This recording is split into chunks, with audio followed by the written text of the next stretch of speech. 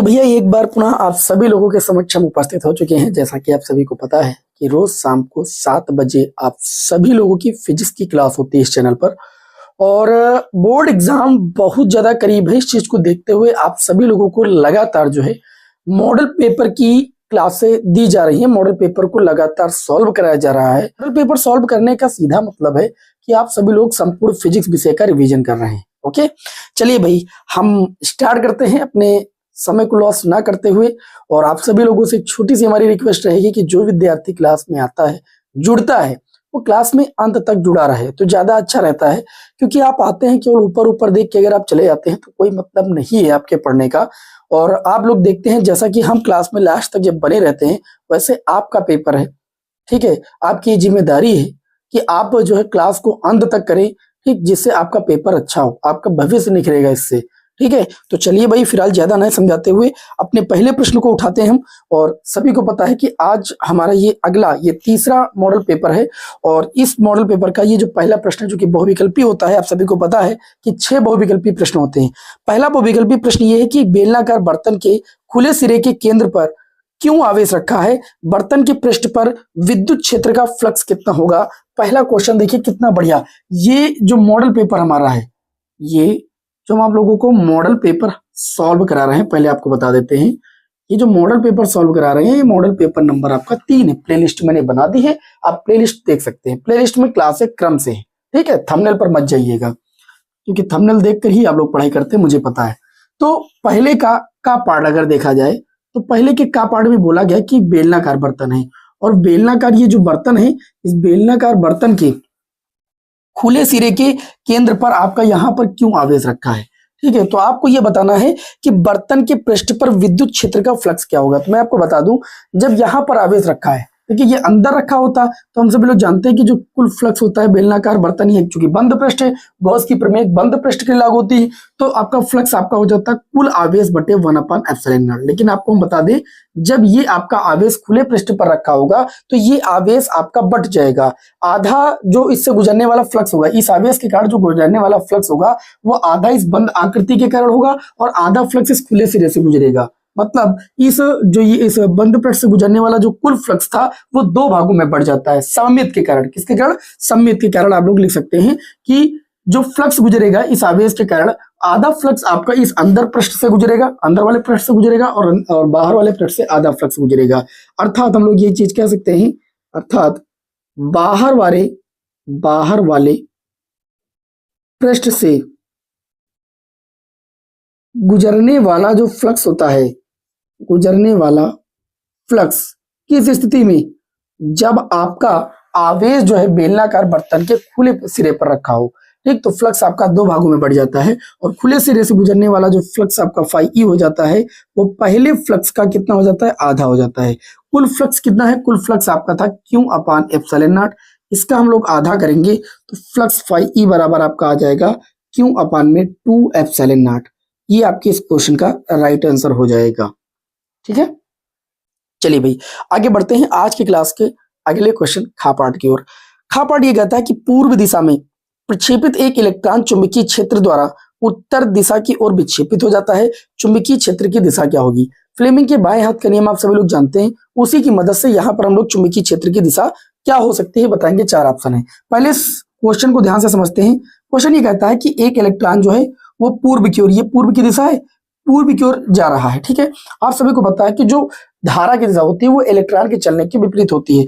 अगर इलेक्ट्रॉन के चलने की दिशा पूर्व की ओर है ऐसे, तो इसके यहां से जो ये मान लीजिए पॉइंट O है, तो जो धारा की दिशा होगी वो आपकी इधर की ओर होगी, ठीक है।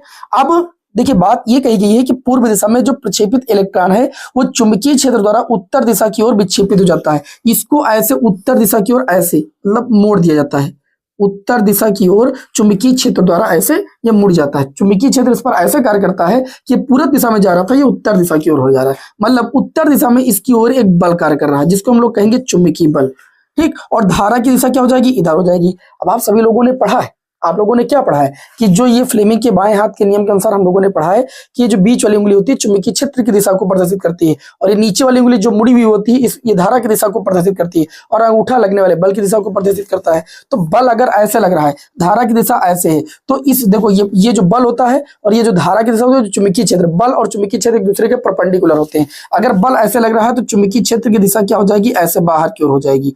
मतलब सॉरी, बल अगर ऐसा लग रहा है तो चुंबकीय क्षेत्र की दिशा क्या हो जाएगी, ऐसे बाहर की ओर हो जाएगी। क्वेश्चन में ये पूछा गया था कि चुंबकीय क्षेत्र की दिशा क्या हो सकती है, पश्चिम की ओर, दक्षिण की ओर, तल से लंबवत ऊपर की ओर या तल से लंबवत नीचे की ओर। तो अगर हम फ्लेमिंग के बाएं हाथ का नियम लगाएंगे तो बल अगर ऐसा कार्य कर रहा है तो इसके लंबवत ऊपर की ओर, है ना, ऊपर की ओर, तल के लंबवत ऊपर की ओर जो है बल की दिशा हो जाएगी, क्योंकि इलेक्ट्रॉन जिस दिशा में जाता है उसके विपरीत दिशा में धारा की दिशा होती है। धारा की दिशा में अंगुली इधर रखेंगे और चुंबकीय बल की दिशा इधर, और ये बल, अंगुली और धारा वाली अंगुली तीनों एक दूसरे के परपेंडिकुलर होती है। तो ये तीनों ऐसे ऐसे होंगी, तल के लंबवत ऐसे बाहर की ओर, ऐसे समझ पाइए, ऐसे, तभी तो ये इसके लंबवत होगा, ये इसके लंबवत होगा। ठीक, तो ऑप्शन नंबर जो थर्ड हो जाएगा वो आपके इस क्वेश्चन का राइट आंसर हो जाएगा। किसी को कोई दिक्कत बताइए भाई। चलिए भाई आगे बढ़ते हैं अगले क्वेश्चन की ओर। अगला क्वेश्चन है कि समतल विद्युत चुंबकीय तरंगों के पथ में एक मुक्त इलेक्ट्रॉन रखा है। इलेक्ट्रॉन गति करना प्रारंभ करेगा। मैं आपको अच्छे बता दूं, विद्युत चुंबकीय तरंगे जो होती हैं उनमें जो वैद्युत क्षेत्र और चुंबकीय क्षेत्र होता है, मैंने आप लोगों को बताया है कि वैद्युत क्षेत्र और चुंबकीय क्षेत्र क्या होता है, एक दूसरे के परपेंडिकुलर होता है, नहीं लंबवत होता है। ठीक, तो चूंकि जो इलेक्ट्रॉन होता है वो प्रारंभ में विराम अवस्था में होता है। क्या होता है, विराम अवस्था में होता है। तो विराम अवस्था में होने की वजह से जो विद्युत बल रेखाएं होती है, विद्युत चुंबकीय क्षेत्र विद्युत चुंबकीय जो तरंगे होती हैं उनमें चूंकि वैद्युत क्षेत्र वेक्टर ई और वेक्टर बी ये दोनों परपेंडिकुलर होते हैं। तो इलेक्ट्रॉन जब इसके जो है पथ में एक मुक्त इलेक्ट्रॉन रखा गया तो प्रारंभ में जो इलेक्ट्रॉन होता है वो विराम अवस्था में होता है। बात को ध्यान समझिएगा, प्रारंभ में इलेक्ट्रॉन क्या होता है, विराम अवस्था में होता है। तो विराम अवस्था में होने की वजह से उस पर किस क्षेत्र द्वारा बल कार्य करता है, विद्युत क्षेत्र द्वारा बल कार्य करता है। और विद्युत क्षेत्र द्वारा जो बल कार्य करता है ई बराबर होता है F/Q। इस पर जो कार्य करने वाला बल होता है वो आपका Q इंटू में E होता है, क्योंकि आवेश इलेक्ट्रॉन का कितना होता है, E इंटू में E। तो इस पर कार्य करने वाला जो बल होता है वो E इंटू E कार्य करता है। देखिए मैंने कुछ गलत तो नहीं लिखा भाई, जो कार्य करने वाला बल होता है इलेक्ट्रॉन का आवेश गुणे वैद्युत क्षेत्र के कारण उस पर बल कार्य करता है, क्योंकि इलेक्ट्रॉन प्रारंभ में क्या होता है, विराम अवस्था में होता है। लेकिन जो ये दूसरा ऑप्शन दिया है चुंबकीय क्षेत्र की दिशा में, हाँ, चुंबकीय क्षेत्र की दिशा में गति करना प्रारंभ करेगा क्या, विद्युत क्षेत्र की दिशा में या तरंग संचरण की दिशा में या चुंबकीय क्षेत्र के लंबतल में तथा तरंग संचरण की दिशा में। 4 ऑप्शन दिए गए। देखो चुंबकीय क्षेत्र की दिशा में गति नहीं करेगा। क्यों? क्योंकि चुंबकीय क्षेत्र में अगर मैं आप लोगों को बताऊं तो जो चुंबकीय क्षेत्र होता है वह आवेशित करके वेग पर निर्भर करता है। ठीक है, आवेशित करके वेग पर निर्भर करता है। तो क्योंकि इलेक्ट्रॉन शुरुआत में क्या होता है, विराम अवस्था में होता है, इस वजह से उस पर चुंबकीय क्षेत्र नहीं कार्य करता है, बल्कि कौन क्षेत्र कार्य करता है, विद्युत क्षेत्र कार्य करता है। और विद्युत क्षेत्र के कारण जो इलेक्ट्रॉन होता है, विद्युत क्षेत्र के बल के कारण जो इलेक्ट्रॉन होता है वो सर्पिलकार मार्ग पर क्या करता है, मूव करता है, गति करता है, यानी सर्पिल पथ पर घूमता है। यहाँ पर ये भी चीज लिखे दे रहे हैं, सर्पिल पथ पर घूमता है, पथ पर घूमता है। तो अब आप लोगों को ये चीज समझ में आ गई होगी कि जब विद्युत चुंबकीय तरंगों के मार्ग में हम इलेक्ट्रॉन को रखते हैं तो जो विद्युत चुंबकीय तरंगे होते हैं उनमें वैद्युत क्षेत्र और चुंबकीय क्षेत्र दोनों होने की वजह से चुंबकीय क्षेत्र जो कि इलेक्ट्रॉन के वेग पर डिपेंड करता है, और इलेक्ट्रॉन शुरुआत में होता है विराम अवस्था में, जिस वजह से उस पर विद्युत क्षेत्र कार्य करता है, और विद्युत क्षेत्र के प्रभाव में आने की वजह से वो क्या होता है, सर्पिल पथ पर घूमता है। ठीक है, तो ऑप्शन नंबर विद्युत क्षेत्र की दिशा में वो क्या करता है, गति करता है, मूव करता है, गति करना प्रारंभ करता है। आगे बढ़ते हैं घ पार्ट की ओर। ठीक है, घ पार्ट की ओर। घ पार्ट में दिया गया है कि एक द्विउत्तल लेंस के प्रत्येक पृष्ठ की वक्रता त्रिज्या r है, उसके पदार्थ का अपवर्तनांक दिया गया है। तो द्विउत्तल लेंस हम एक उत्तल लेंस को ही बोलते हैं। और ध्यान दीजिएगा उत्तल लेंस के ये प्रथम पृष्ठ है, प्रथम पृष्ठ की जो वक्रता त्रिज्या r1 होती है वो आपकी पॉजिटिव होती है, लेकिन दिया गया है कि दोनों पृष्ठों की वक्रता त्रिज्या कितनी r है। तो ये प्रथम पृष्ठ की वक्रता त्रिज्या धनात्मक इसलिए होगी क्योंकि एक अक्ष की धन दिशा में दूरी पड़ती है, और द्वितीय पृष्ठ की वक्रता त्रिज्या आपकी ऋणात्मक होती है, r2 बराबर आपका -r हो जाएगा, चूंकि वैल्यू दी गई है कि त्रिज्याएं कितनी है, r है। ठीक है, लेकिन कौन धनात्मक कौन ऋणात्मक होगी ये चीज आपको पता होगी तो आप आसानी के साथ रिलेशन निकाल लेंगे। अपवर्तनांक को म्यू से लिखा और उसकी वैल्यू 1.5 दी है। लेंस मेकर सूत्र आप लोगों ने पढ़ा है, 1/f बराबर होता है म्यू -1 1/r1 माइनस 1 होता है r2। ठीक है, अब वैल्यू रखेंगे 1/f बराबर 1.5 -1 1/r1 की अगर बात करें तो प्लस r है, r2 की बात करें तो -r माइनस सूत्र वाला ये +r हो जाएगा। इसको हम लोग सॉल्व करेंगे, ध्यान से समझिए, इसको जब हम लोग सॉल्व करेंगे तो ये हो जाएगा 1/f बराबर 1.5 से 1 को घटाएंगे तो ये 0.5 हो जाएगा। इसमें एक एक दो हो जाएगा, नीचे हर एक आर ले लेंगे। 1/f बराबर 1.5 का 2 से गुणा करेंगे तो ये 1.0 हो जाएगा बटे में आर। कैंची गुणा करेंगे तो f बराबर कितना आ जाएगा, आर आ जाएगा। ऑप्शन देख लीजिए, ऑप्शन नंबर आपका जो हो जाएगा वो बी इस क्वेश्चन का राइट आंसर हो जाएगा। इसके लिए f बराबर कितना होगा, आर होगा। मैंने आपको निकाल के दिखा दिया। आगे दिया है अंगा पार्ट। अंगा पार्ट देखिए, अंगा पार्ट में क्या दिया गया है कि 220 वोल्ट के प्रत्यावर्ती धारा स्रोत का शिखर विभव कितना होगा। देखिए, जो प्रत्यावर्ती धारा का विभव होगा उसको हम लोग बोलते हैं VRMS। क्या बोलते हैं, VRMS। वो आपको दिया गया है 220 वोल्ट। कितना दिया गया है, 220 वोल्ट दिया गया है। और प्रत्यावर्ती धारा स्रोत का शिखर विभव, शिखर विभव का मतलब होता है ये V0 की बात कर रहे हैं। तो हम सभी लोग एक रिलेशन पढ़े हैं, VRMS बराबर होता है V0/√2। कितना होता है, V0/√2। तो जो V0 की वैल्यू निकालेंगे तो √2 इंटू में हो जाएगा VRMS। क्या हो जाएगा, VRMS। V0 बराबर √2 की वैल्यू 1.414 होती है और गुणे में VRMS की वैल्यू आपको दी गई है 220। कितनी दी गई, 220। जब इसका आप गुणा करेंगे तो ये 311 दशमलव कुछ करके आएगा, 311.08 आएगा। और ये वैल्यू लगभग लगभग किसके, आप ऑप्शन के हिसाब से आप आंसर में टिक कीजिएगा। ऑप्शन दिए गए हैं आपको 220 वोल्ट, लगभग 160 वोल्ट, लगभग 310 वोल्ट और उसके बाद 440 वोल्ट। तो लगभग 310 वोल्ट की ये करीब वैल्यू है। तो ऑप्शन नंबर जो थर्ड हो जाएगा वो आपके इस क्वेश्चन का राइट आंसर हो जाएगा। हमें उम्मीद है कि आप सभी को क्लास पसंद आ रही होगी। ठीक, क्वेश्चन जो समझा रहे हैं वो आपको समझ में आ रहे होंगे। ठीक है, तो क्लास को लाइक जरूर कर दीजिए, बहुत ज्यादा मेहनत लगती है क्लास को बनाने में। ठीक है, चलिए भाई आगे बढ़ते हैं हम सभी लोग। शुद्ध अर्धचालक को अपमिश्रित करने पर उसकी चालकता बढ़ जाती, घट जाती, वही रहती, शून्य रहती। अभी मैंने आप लोगों को अर्धचालक चैप्टर की 1 शॉर्ट क्लास दी थी और उसमें मैंने आपको बताया कि जो शुद्ध अर्धचालक होते हैं, शुद्ध अर्धचालकों में त्रिसंयोजी पंच संयोजी तत्व अपद्रव्य के रूप में जब मिलाते हैं तो अर्धचालक की जो चालकता होती है वो कई गुना बढ़ जाती है। ठीक, और इस प्रक्रिया को हम लोग अपमिश्रण या डोपिंग कहते हैं। और अर्धचालकों का ताप बढ़ाने पर भी चालकता बढ़ जाती है। तो यहाँ पर शुद्ध अर्धचालक को अपमिश्रित करते हैं, मतलब डोपिंग की प्रक्रिया अपनाते हैं, तो उसकी चालकता क्या हो जाएगी भाई, बढ़ जाएगी। चालकता क्या होगी भाई, बढ़ जाएगी। तो ऑप्शन नंबर फर्स्ट इस क्वेश्चन का राइट आंसर हो जाएगा। क्या मैं इसे रफ करूं, चलिए भाई इसको हम लोग रफ करते हैं भाई।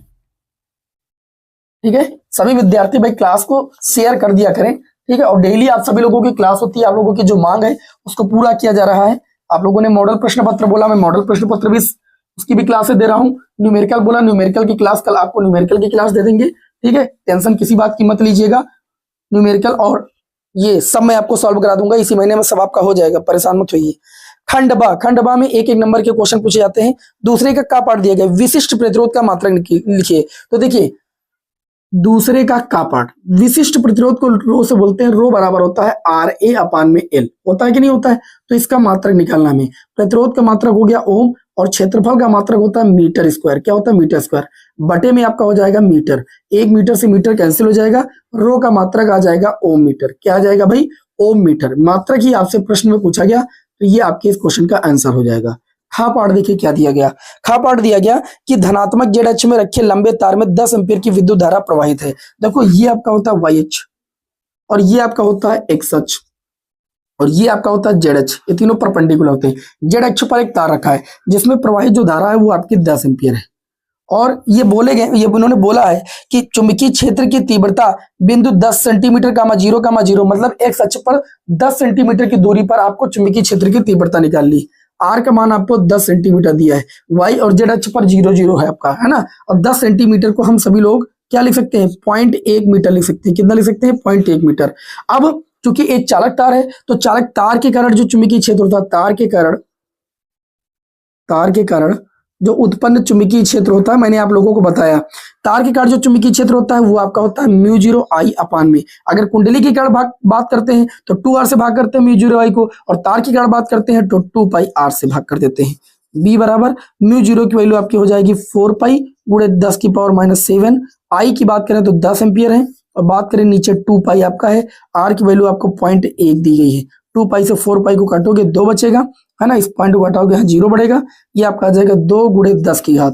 देखिए यहाँ -7, 100 को 10 की घात 2 ले सकते हैं। 10 की घात 2, 10 की घात -7, 10 की घात -5 बचेगा। चुंबकीय क्षेत्र का मात्रक कितना होता है, तो आप कहेंगे टेस्ला होता है। ये आपके इस क्वेश्चन का राइट आंसर हो जाएगा। बताइए, किसी को कोई समस्या? कोई समस्या बिल्कुल भी नहीं होनी चाहिए। आगे हम लोग बढ़ते हैं और गा पार्ट को देखते हैं। गा पार्ट में दिया गया लेंज का नियम लिखिए। लेंज का नियम, तो मैं लेंज का नियम बताऊं तो लेंज का नियम क्या कहता है, इस नियम के अनुसार इस नियम के अनुसार किसी वैद्युत परिपथ में प्रेरित धारा की दिशा सदैव ऐसी होती है कि वह उस कारण का विरोध करती है जिससे वह स्वयं उत्पन्न हुई हो। इसे हम सभी लोग लेंज का नियम कहते हैं। क्या कहते हैं? लेंज का नियम कहते हैं। और ये ऊर्जा संरक्षण के सिद्धांत पर आधारित है। बहुविकल्पी में यह प्रश्न पूछा जा सकता है। यह ऊर्जा संरक्षण के सिद्धांत का ही एक रूप है। ऊर्जा संरक्षण के सिद्धांत का ही क्या है? एक रूप है। इस बात को कभी मत भूलिएगा। जो किरचॉफ का द्वितीय नियम होता है वो भी ऊर्जा संरक्षण के सिद्धांत का पालन करता है, और प्रथम नियम आवेश संरक्षण का पालन करता है, और लेंज का नियम जो होता है ऊर्जा संरक्षण के सिद्धांत पर आधारित है, ऊर्जा संरक्षण के सिद्धांत का पालन करता है।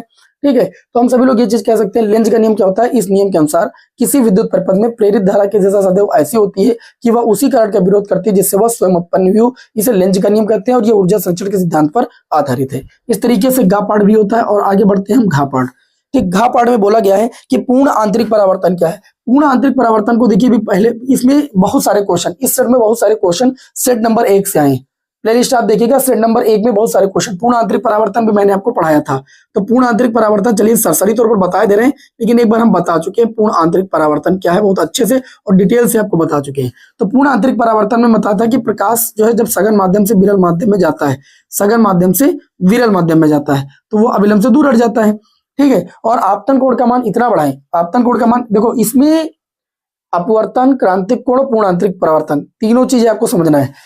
ये जो आपतन कोण इसका मान इतना बढ़ाएं कि जो ये परावर्तन कोण आर है इसका मान कितना हो जाए 90 डिग्री, और परावर्तन कोण का मान जैसे आर 90 डिग्री हो जाएगा वैसे आई की वैल्यू किसके बराबर हो जाएगी? क्रांतिक कोण के बराबर हो जाएगी। तो आप कहेंगे कि सघन माध्यम में बना वह आपतन कोण जिसके लिए विरल माध्यम में अपवर्तन कोण 90 डिग्री होता है उसे क्या कहते हैं? हम क्रांतिक कोण कहते हैं। लेकिन अब पूर्ण आंतरिक परावर्तन क्या कहता है कि इस क्रांतिक कोण का मान इतना मतलब क्या कर दें, क्रांतिक कोण का मान थोड़ा और अधिक बढ़ा दें तो ये प्रकाश कण विरल माध्यम में न जाकर के सघन माध्यम में ही वापस लौट जाती है। प्रकाश की इस घटना को हम लोग क्या कहते हैं? प्रकाश की इस घटना को हम सभी लोग पूर्ण आंतरिक परावर्तन कहते हैं। ठीक, और प्रकाशिक तंतु इस पर आधारित युक्ति है।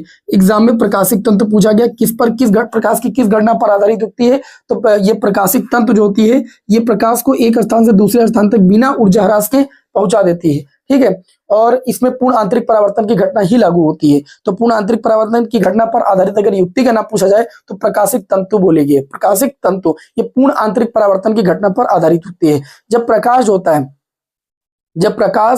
जब आप बोलेंगे आपतन कोण का मान इतना अधिक बढ़ा दें कि प्रकाश किरण जो है वो विरल माध्यम में ना जाकर के सघन माध्यम में वापस लौट जाए तो प्रकाश की इस गणना को हम सभी लोग पूर्ण आंतरिक परावर्तन कहते हैं। और मैंने आप लोगों को पिछली क्लास में सेट नंबर 1 में ये भी बताया था कि पूर्ण आंतरिक परावर्तन की शर्तें जरूर याद रखिएगा। पूर्ण आंतरिक परावर्तन की शर्त ये है कि आपतन कोण का मान जो होना चाहिए वो क्रांतिक कोण से अधिक होना चाहिए, तभी प्रकाश जो है वो सघन माध्यम में वापस लौट पाएगा, उसी माध्यम में वापस लौट पाएगा। और दूसरी शर्त यह है कि प्रकाश किरण सघन माध्यम से विरल माध्यम में जाना चाहिए, तभी पूर्ण आंतरिक परावर्तन की घटना संभव हो पाती है। ये ऊपर होता है सघन माध्यम और नीचे होता है आपका विरल माध्यम। तो हमारे समझ से आप सभी लोग ये बात समझ गए होंगे अच्छे से। आगे बढ़ते हैं अंगा पाठ। कार्यफलन की परिभाषा दीजिए। कार्यफलन, देखिए कार्यफलन क्या होता है कि देखो मैंने आप लोगों को प्रकाश विद्युत प्रभाव पढ़ाया।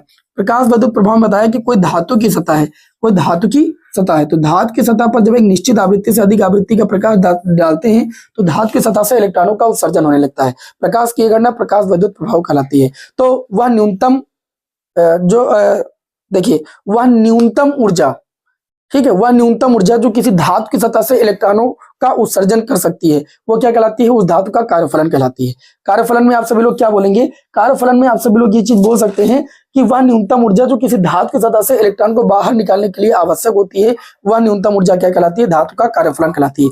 धातु के कार्यफलन को हम सभी लोग W से लिखते हैं और W बराबर आपका होता है h new not. New not जहां होती है देहली आवृत्ति और न्यू नॉट के स्थान पर हम सभी लोग लिख सकते हैं C अपॉन लैम्डा नॉट, और लैम्डा नॉट जहां होती है वो आपकी होती है देहली तरंग दैर्ध्य। क्या होती है भाई? देहली तरंग दैर्ध्य। इसके मात्रक की बात करें, कार्यफलन का मात्रक आपका इलेक्ट्रॉन वोल्ट होता है। ठीक है, कार्यफलन का मात्रक इलेक्ट्रॉन वोल्ट भी होता है, आर्ग भी होता है और जूल भी होता है। ये सब मात्रक है कार्यफलन के। तो कार्यफलन की परिभाषा आप सभी लोगों को समझ में आ गई होगी। सही लिखा ना मैंने? जूल, आर्ग, इलेक्ट्रॉन वोल्ट ये सब कार्यफलन के मात्रक हैं। कार्यफलन की परिभाषा आप सभी लोग लिख सकते हैं कि वह न्यूनतम ऊर्जा जो किसी धातु की सतह से इलेक्ट्रॉनों को उत्सर्जित करने के लिए आवश्यक होती है वह कहलाती है उस धातु का कार्यफलन। कार्यफलन को W से व्यक्त करते हैं। W बराबर h न्यू नॉट होता है। न्यू नॉट देहली आवृत्ति होती है और देहली आवृत्ति बराबर होता है C upon lambda naught. Lambda naught Delhi तरंग दैर्ध्य होती है। ये तीनों परिभाषा रट डालिएगा, एग्जाम में आती जरूर है। आगे अगर बात करें तो अगला क्वेश्चन है चा पार्ट। फोटॉन की ऊर्जा का व्यंजक आपको लिखना है। चा पार्ट में दिया गया है कि फोटॉन की ऊर्जा, तो फोटॉन क्या था, आइंस्टीन समीकरण में आइंस्टीन साहब ने बताया था कि जो प्रकाश होता है ऊर्जा के छोटे छोटे पैकेटों या बंडलों के रूप में चलता है, जैसे हम सभी लोग फोटॉन कहते हैं। और एक फोटॉन की जो ऊर्जा होती है, एक फोटॉन की जो ऊर्जा होती है उसको हम एच न्यू से व्यक्त करते हैं, ठीक है। न्यू होती है आवृत्ति। इन्होंने कहा कि फोटॉन की ऊर्जा का जो व्यंजक है वो प्लांक नियतांक और तरंगदैर्ध्य के पदों में लिखो। तो मैं आपको बता दूं, अभी मैंने बताया न्यू बराबर आपका होता है सी अपान लैम्डा। अगर न्यू नॉट की बात करेंगे तो सी अपान लैम्डा नॉट, अगर न्यू की बात करेंगे आवृत्ति होती है सी अपान लैम्डा, तो ये आपका सूत्र आ जाएगा ई बराबर एच सी अपान में लैम्डा। अब ये सूत्र आपका बन गया प्लांक नियतांक एच और लैम्डा तरंगदैर्ध्य के पदों में। बस यही आपसे व्यंजक पूछा गया था 1 नंबर में। आगे बढ़ते हैं, खंड सा की ओर हम लोग बढ़ेंगे और खंड सा में 2-2 नंबर वाले प्रश्न दिए गए हैं, ठीक है। चलिए इसको रब करें भाई, खंड सा की ओर हम लोग बढ़ेंगे। मैंने आप लोगों से एक चीज कही थी कि अगर आप मॉडल पेपर सॉल्व कर रहे हैं और अच्छे से 2 मॉडल पेपर एक मॉडल पेपर अच्छे से सॉल्व कर लेंगे, तो अगला जब मॉडल पेपर सॉल्व करेंगे तो कई सारे क्वेश्चन आपको पहले वाले मॉडल पेपर से देखने को मिलेंगे। जैसे यहाँ पर पूर्ण आंतरिक परावर्तन देखने को मिला, अभी लॉन्ग क्वेश्चन कई सारे आपको देखने को मिलेंगे जो सेट नंबर 1 में मैंने आपको कराए हैं। मैं ये भी बता दूंगा सेट नंबर 1 में कौन सा क्वेश्चन कराया था, ठीक, ये भी बता दूंगा, भरोसा आपको हो जाना चाहिए। जैसे यहाँ पर आगे बात करें, खंड सा में उपर्युक्त परिपथ आरेख खींचकर वैद्युत परिपथ संबंधी किरचॉफ के नियम बताइए। वैद्युत परिपथ संबंधी किरचॉफ के नियम अभी हमको लग रहा है कल ही वाली क्लास में आप लोगों को बताया है। कल वाली क्लास में 5वें का जो अंगा पाठ था किरचॉफ का धारा वोल्टेज संबंधी नियम, ही मैंने आप लोगों को कल बताया है। पहले नियम को संधि या धारा का नियम कहते हैं, या आवेश संरक्षण के सिद्धांत का पालन करता है। और इसमें बताया गया था कि आने वाली धाराओं का योग जाने वाली धाराओं के योग के बराबर होता है, या किसी वैद्युत परिपथ में किसी भी संधि पर मिलने वाली समस्त धाराओं का बीजगणितीय योग शून्य होता है। ये किरचॉफ का प्रथम नियम था। द्वितीय नियम क्या था, और चित्र भी मैंने बनाया था। द्वितीय नियम क्या था, किसी वैद्युत परिपथ के किसी खंड या पास में बहने वाली धारा और उसके संगत प्रतिरोध के गुणनफल का बीजगणितीय योग उस पास में कार्य करने वाले समस्त वैद्युत वाहक बलों के बीजगणितीय योग के बराबर होता है। ये किरचॉफ का द्वितीय नियम था। किरचॉफ के प्रथम नियम को अगर हम सभी लोग सांकेतिक रूप में लिखें तो सांकेतिक रूप का मतलब सिग्मा आई बराबर 0, ठीक। और द्वितीय नियम को अगर लिखे हम सांकेतिक रूप में, द्वितीय नियम को सांकेतिक रूप में लिखे से उल्टता का नियम या पास का नियम या लूप का नियम के नाम से जानते हैं, ठीक। और इसमें सिग्मा आई आर बराबर कितना होता है आपका, बहने वाली धारा और संगत प्रतिरोध का गुणनफल का बीजगणितीय योग उस पास में कार्य करने वाले समस्त वैद्युत वाहक बलों के बीजगणितीय योग के बराबर होता है। ये किरचॉफ का द्वितीय नियम या उल्टता का नियम कहलाता है, जो ऊर्जा संरक्षण के सिद्धांत पर आधारित है, ठीक। ये कल मैंने बताया था आप लोगों को दूसरे सेट में, जो कल वाली क्लास हुई उसी में मैंने बताया। अच्छा, अगला देखिए तो खा पाठ में देखिए ये बोला गया है कि आप प्रिज्म के लिए आई माइनस डेल्टा, ये जो आई माइनस डेल्टा बना ये क्या है, आई आपतन कोण और डेल्टा जो है विचलन कोण के बीच वक्र खींचना है और वक्र में न्यूनतम विचलन कोण को दर्शाना है। अभी आप लोगों को मैंने लैब में प्रैक्टिकल वाला वीडियो भेजा था कि प्रिज्म के पदार्थ के क्या अपवर्तनांक का व्यंजक ज्ञात करना आपतन कोण और विचलन कोण के बीच ग्राफ खींच करके। आप लोगों ने अगर हमारा प्रैक्टिकल देखा होगा तो मैंने वहां पर ग्राफ भी खींचा था। ग्राफ कैसे खींचा था देखिए, ग्राफ पेपर में एक्स अक्ष पर आपतन कोण था आपका, यहां पर हमने आपतन कोण को दर्शाया था और मैंने कहा था कि आपतन कोण आप लेना एक न्यून कोण। हमने 30 डिग्री से लेना शुरू किया था, 30 लिया था, फिर 35 लिया था, फिर 40 लिया था, हमको तो पूरा मान भी याद है, 50 लिया था, सॉरी 45, 5 डिग्री के कोण पर मैंने आपतन कोण का मान लिया था, ठीक। 40, 45, 50, फिर 55, इस तरीके से 6 स्थितियां ली थी।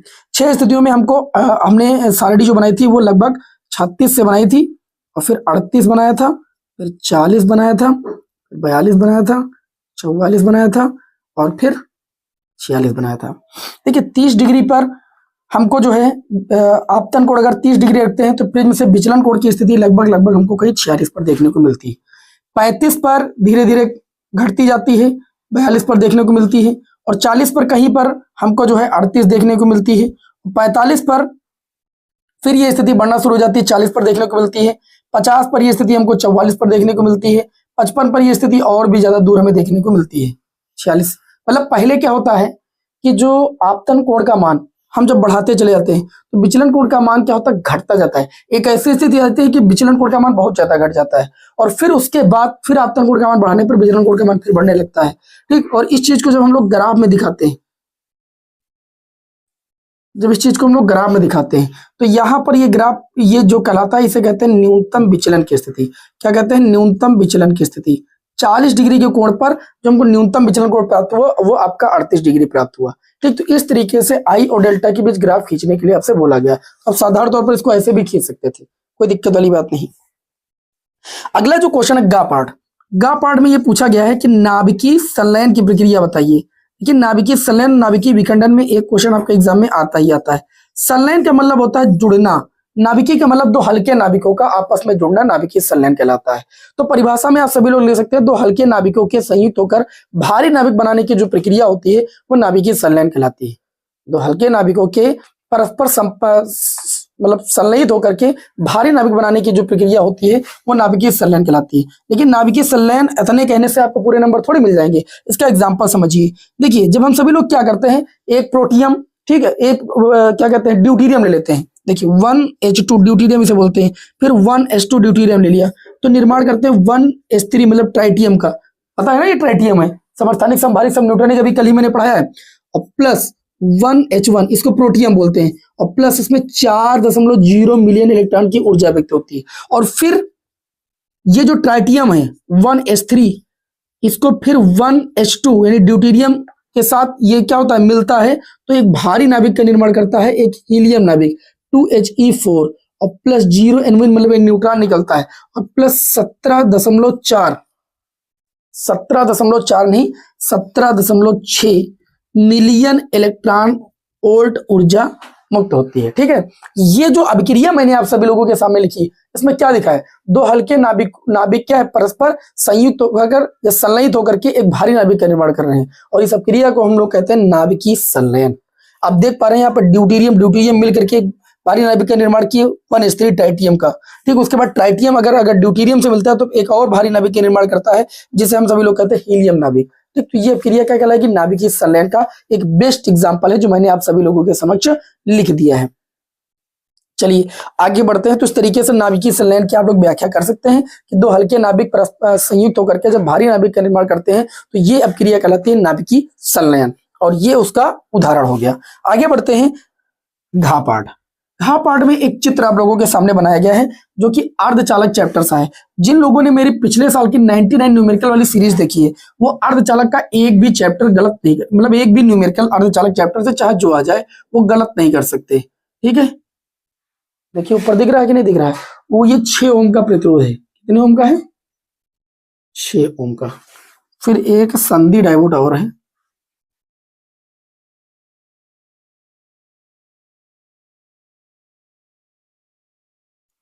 एक और संधि डायोड है, ध्यान से समझिए। दूसरा वाला 2 ओम का है, तीसरा वाला 3 ओम का है, और यहां पर एक बैटरी लगी हुई जो कि 10 वोल्ट की। क्वेश्चन में आपसे ये कहा जा रहा है कि चित्र में प्रदर्शित परिपथ में बैटरी से धारा ज्ञात कीजिए। आप लोगों ने पीएन संधि डायोड का अग्रअभिनत और पश्चाभिनत बहुत अच्छी तरीके से पढ़ा है। पीएन संधि डायोड के जब पी सिरे को बैटरी के धन टर्मिनल से और एन सिरे को बैटरी के ऋण टर्मिनल से जोड़ा जाता है तो वह पीएन संधि डायोड होता है अग्रअभिनत में, और अग्रअभिनत में परिपथ में धारा बहती है। जैसे वी डिस्टेंस से तुम्हें आप लोगों ने वहां पर पढ़ा है कि संतुलन की स्थिति में धारा बीच में नहीं बहती, उसी तरीके से यहाँ पर जो ये डायोड ये वाला D2 वाला मान लीजिए दूसरा वाला जो डायोड है इसका एन सिरा जो है वो बैटरी के आकर के धन टर्मिनल से जुड़ा है। ठीक, और पी सिरा बैटरी के ऋण टर्मिनल से जुड़ा है, जिस वजह से डायोड D2 पश्चाभिनत में है, और जब पश्चाभिनत में होगा तो ये धारा को नहीं बहने देगा, अर्थात 2 ओम में धारा जो होगी 2 ओम हम कह सकते हैं प्रभावहीन होगा। क्यों, क्योंकि इसमें धारा जाएगी ही नहीं, क्योंकि डायोड D2 क्या होगा पश्चाभिनत में होगा। अच्छा, डायोड ये वाला अग्रअभिनत में, क्यों, क्योंकि इसके दोनों पी सिरे बैटरी के धन टर्मिनल से और दोनों एन सिरे बैटरी के ऋण टर्मिनल से जुड़े हैं, इसलिए D1 और D3 डायोड जो है वो आपस में क्या है अग्रअभिनत में, जिस वजह से 6 ओम और 3 ओम में धारा बहेगी। तो परिपथ के जब कुल प्रतिरोध निकालेंगे तो 6 ओम और 3 ओम है आपके समांतर क्रम में। समांतर क्रम का सूत्र होता है 1/R1 + 1/R2। एक हर ले लेंगे 6, 3 दूनी 6, 6 कम 6, तो 1/R बराबर आपका आ जाएगा 3/6, 3 से काटेंगे 3 दूनी 6, R बराबर आपका आ जाएगा 2 ओम। R बराबर कितना आ जाएगा आपका 2 ओम आ जाएगा। ये परिपथ का आ गया कुल प्रतिरोध। लेकिन क्वेश्चन में पूछा आपसे ये गया है कि बैटरी से प्रवाहित धारा निकालिए।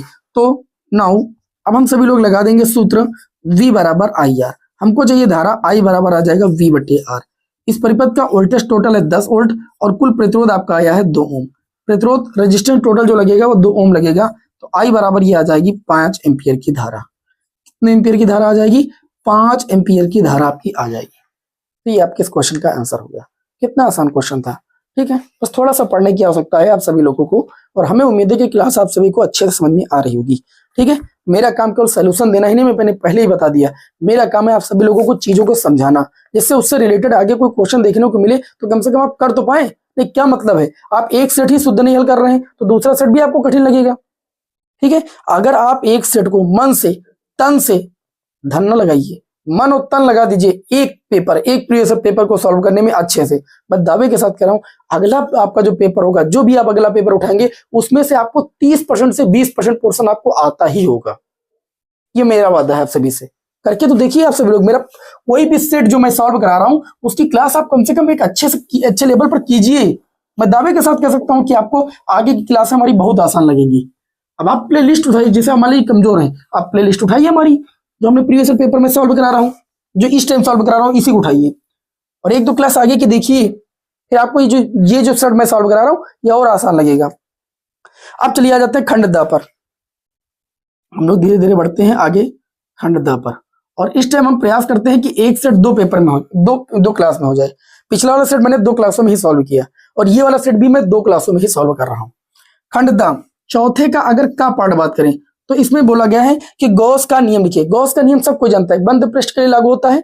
और गॉस का नियम क्या कहता है कि किसी बंद परिपथ से या किसी गॉसियन पृष्ठ से होकर गुजरने वाला कुल जो वैद्युत फ्लक्स होता है उस गॉसियन पृष्ठ के कुल आवेश का 1/ε0 गुना होता है, जिसे हम सभी लोग गॉस की प्रमेय कहते हैं। और उसके बाद ये क्वेश्चन है कि एक समान आवेशित सीधे तार के निकट वैद्युत क्षेत्र की तीव्रता आपको बताई जा चुकी है कि जो सीधा आवेशित तार होता है इसको एक समान रूप से आवेशित किया जाता है। और ये भी क्वेश्चन मैंने आपको पहले सेट में, यही क्वेश्चन इसी स्थान पर, ये चौथे का पार्ट है, चौथे के का पार्ट सेट नंबर 1 में मैंने जो सॉल्व कराया है यही क्वेश्चन था सेम। मैंने इसके चारों ओर एक गॉसियन पृष्ठ की रचना कर ली थी, आपको याद होगा।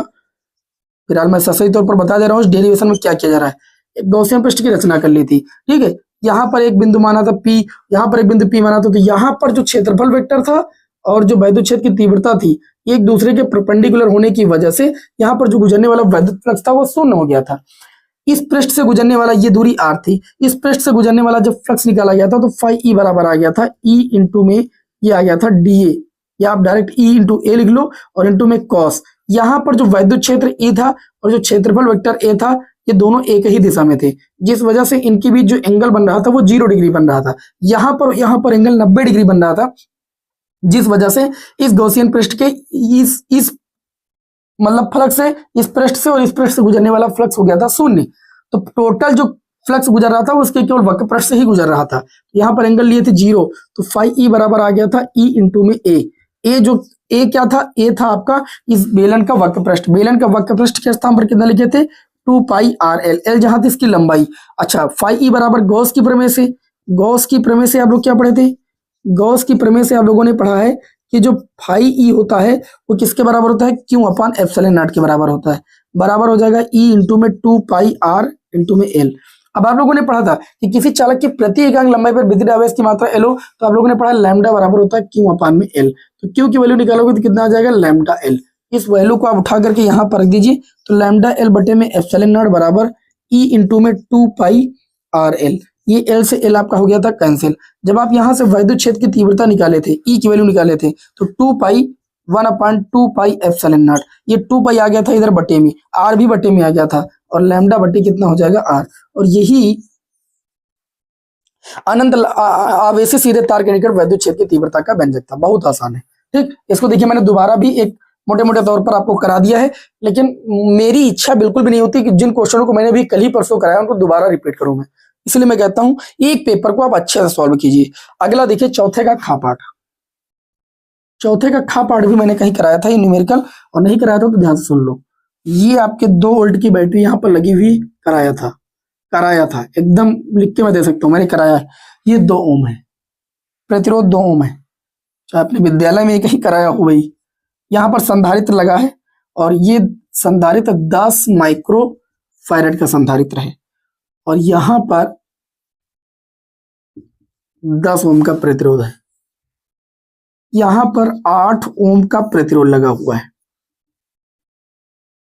ये आपके सामने एक परिपथ व्यवस्था बनी हुई है। दर्शाए गए परिपथ में 2 ओम 10 ओम के प्रतिरोधों में प्रवाहित धाराएं और संधारित्र पर आवेश की गणना करना है। सोचिए, क्या आप इस क्वेश्चन को लगा सकते हैं? सोचिए भैया, क्या आप इस क्वेश्चन को लगा सकते हैं?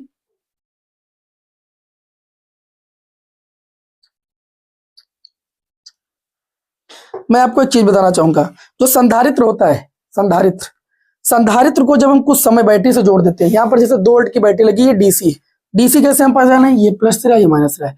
तो डीसी के लिए जो संधारित्र प्रतिरोध लगाता है वो अनंत लगाता है। मतलब ये अगर चार्ज हो गया, स्थायी अवस्था में चार्ज हो गया, उसके बाद ये क्या करेगा?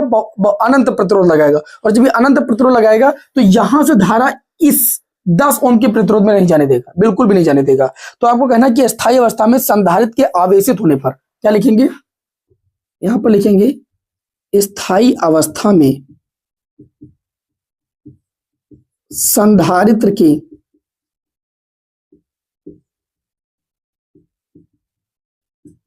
आवेशित होने पर, जैसे ही ये संधारित्र आपका आवेशित हो जाएगा, आवेशित होने के बाद प्रतिरोध में, यहां पर ध्यान से समझिएगा, किस प्रतिरोध में? 10 ओम में, 10 ओम में प्रवाहित धारा शून्य होगी।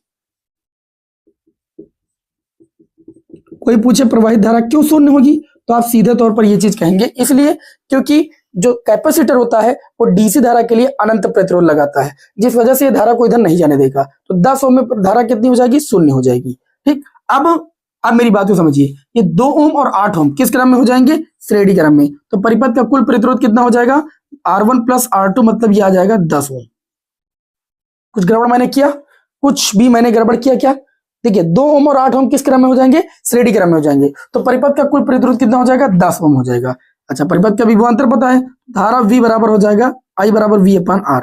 विभवांतर कितना है? 2 वोल्ट, और प्रतिरोध कितना है? 10 ओम। तो धारा हो जाएगी 0.2 एम्पियर की धारा हो जाएगी। भैया ये और ये अगर श्रेणी क्रम में है तो 2 ओम में धारा वही बहेगी, इसमें भी धारा वही बहेगी। ठीक है, और एक चीज ध्यान रखिएगा, संधारित्र का आवेश पूछा गया था, तो संधारित्र और 8 ओम किस क्रम में है? ये समांतर क्रम में है, तो इनके सिरों पर विभवांतर क्या होगा? बराबर होगा। कहेंगे C व 8 ओम समांतर क्रम में है,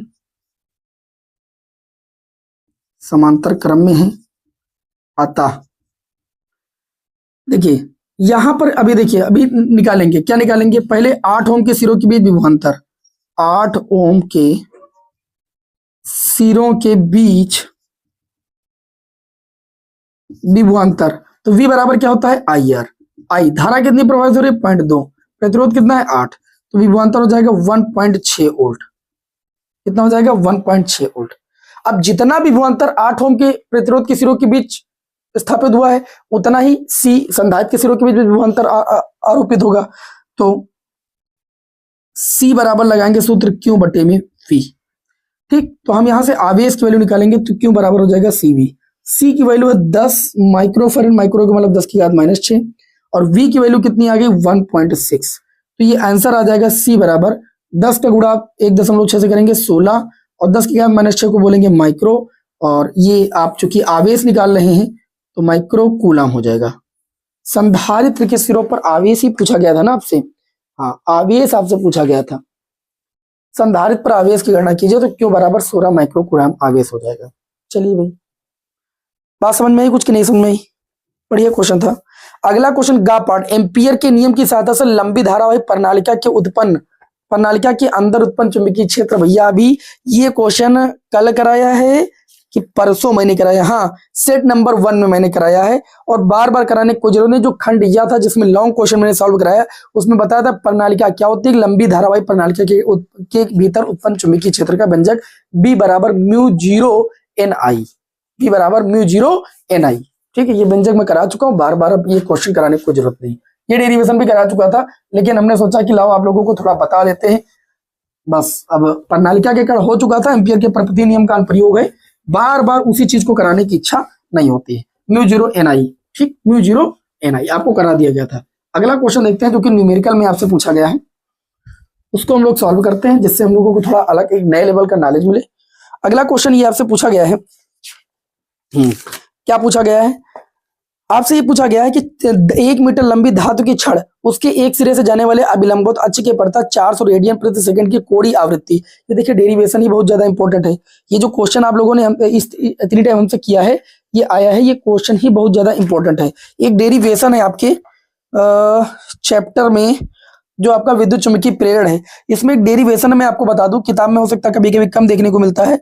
डेरिवेशन का नाम है एक समान चुंबकीय क्षेत्र बी के अंतर्गत एल लंबाई की धात्विक छड़ को अपने तल में ओमेगा कोणीय वेग से जब घुमाया जाता है तो उस छड़ के सिरों के मध्य उत्पन्न प्रेरित विद्युत वाहक बल का व्यंजक। छड़ के सिरों के मध्य जो उत्पन्न प्रेरित विद्युत वाहक बल होता है ई बराबर, जो प्रेरित विद्युत वाहक बल होता है वो कितना होता है, ई बराबर 1/2, ई बराबर 1/2 बी ओमेगा एल स्क्वायर। ये छड़ के सिरों के बीच उत्पन्न प्रेरित विद्युत वाहक बल का व्यंजक होता है। ये इसी सूत्र पर न्यूमेरिकल आपसे पूछा गया है। 1 मीटर लंबी है धातु की छड़, एल बराबर आपको दिया है 1 मीटर, कोई भी दम नहीं है इसमें। और दिया गया छड़ अभिलंबोत अक्ष के पड़ता 400 रेडियन प्रति सेकंड की कोणीय आवृत्ति, 400 रेडियन प्रति सेकंड की कोणीय आवृत्ति की बात हुई, से गुणन कर रही है। छड़ का दूसरा सिरा धातु के वलय से संपर्कित है। छड़ के अनुदिश चुंबकीय क्षेत्र बी का मान दिया है 0.5 टेस्ला।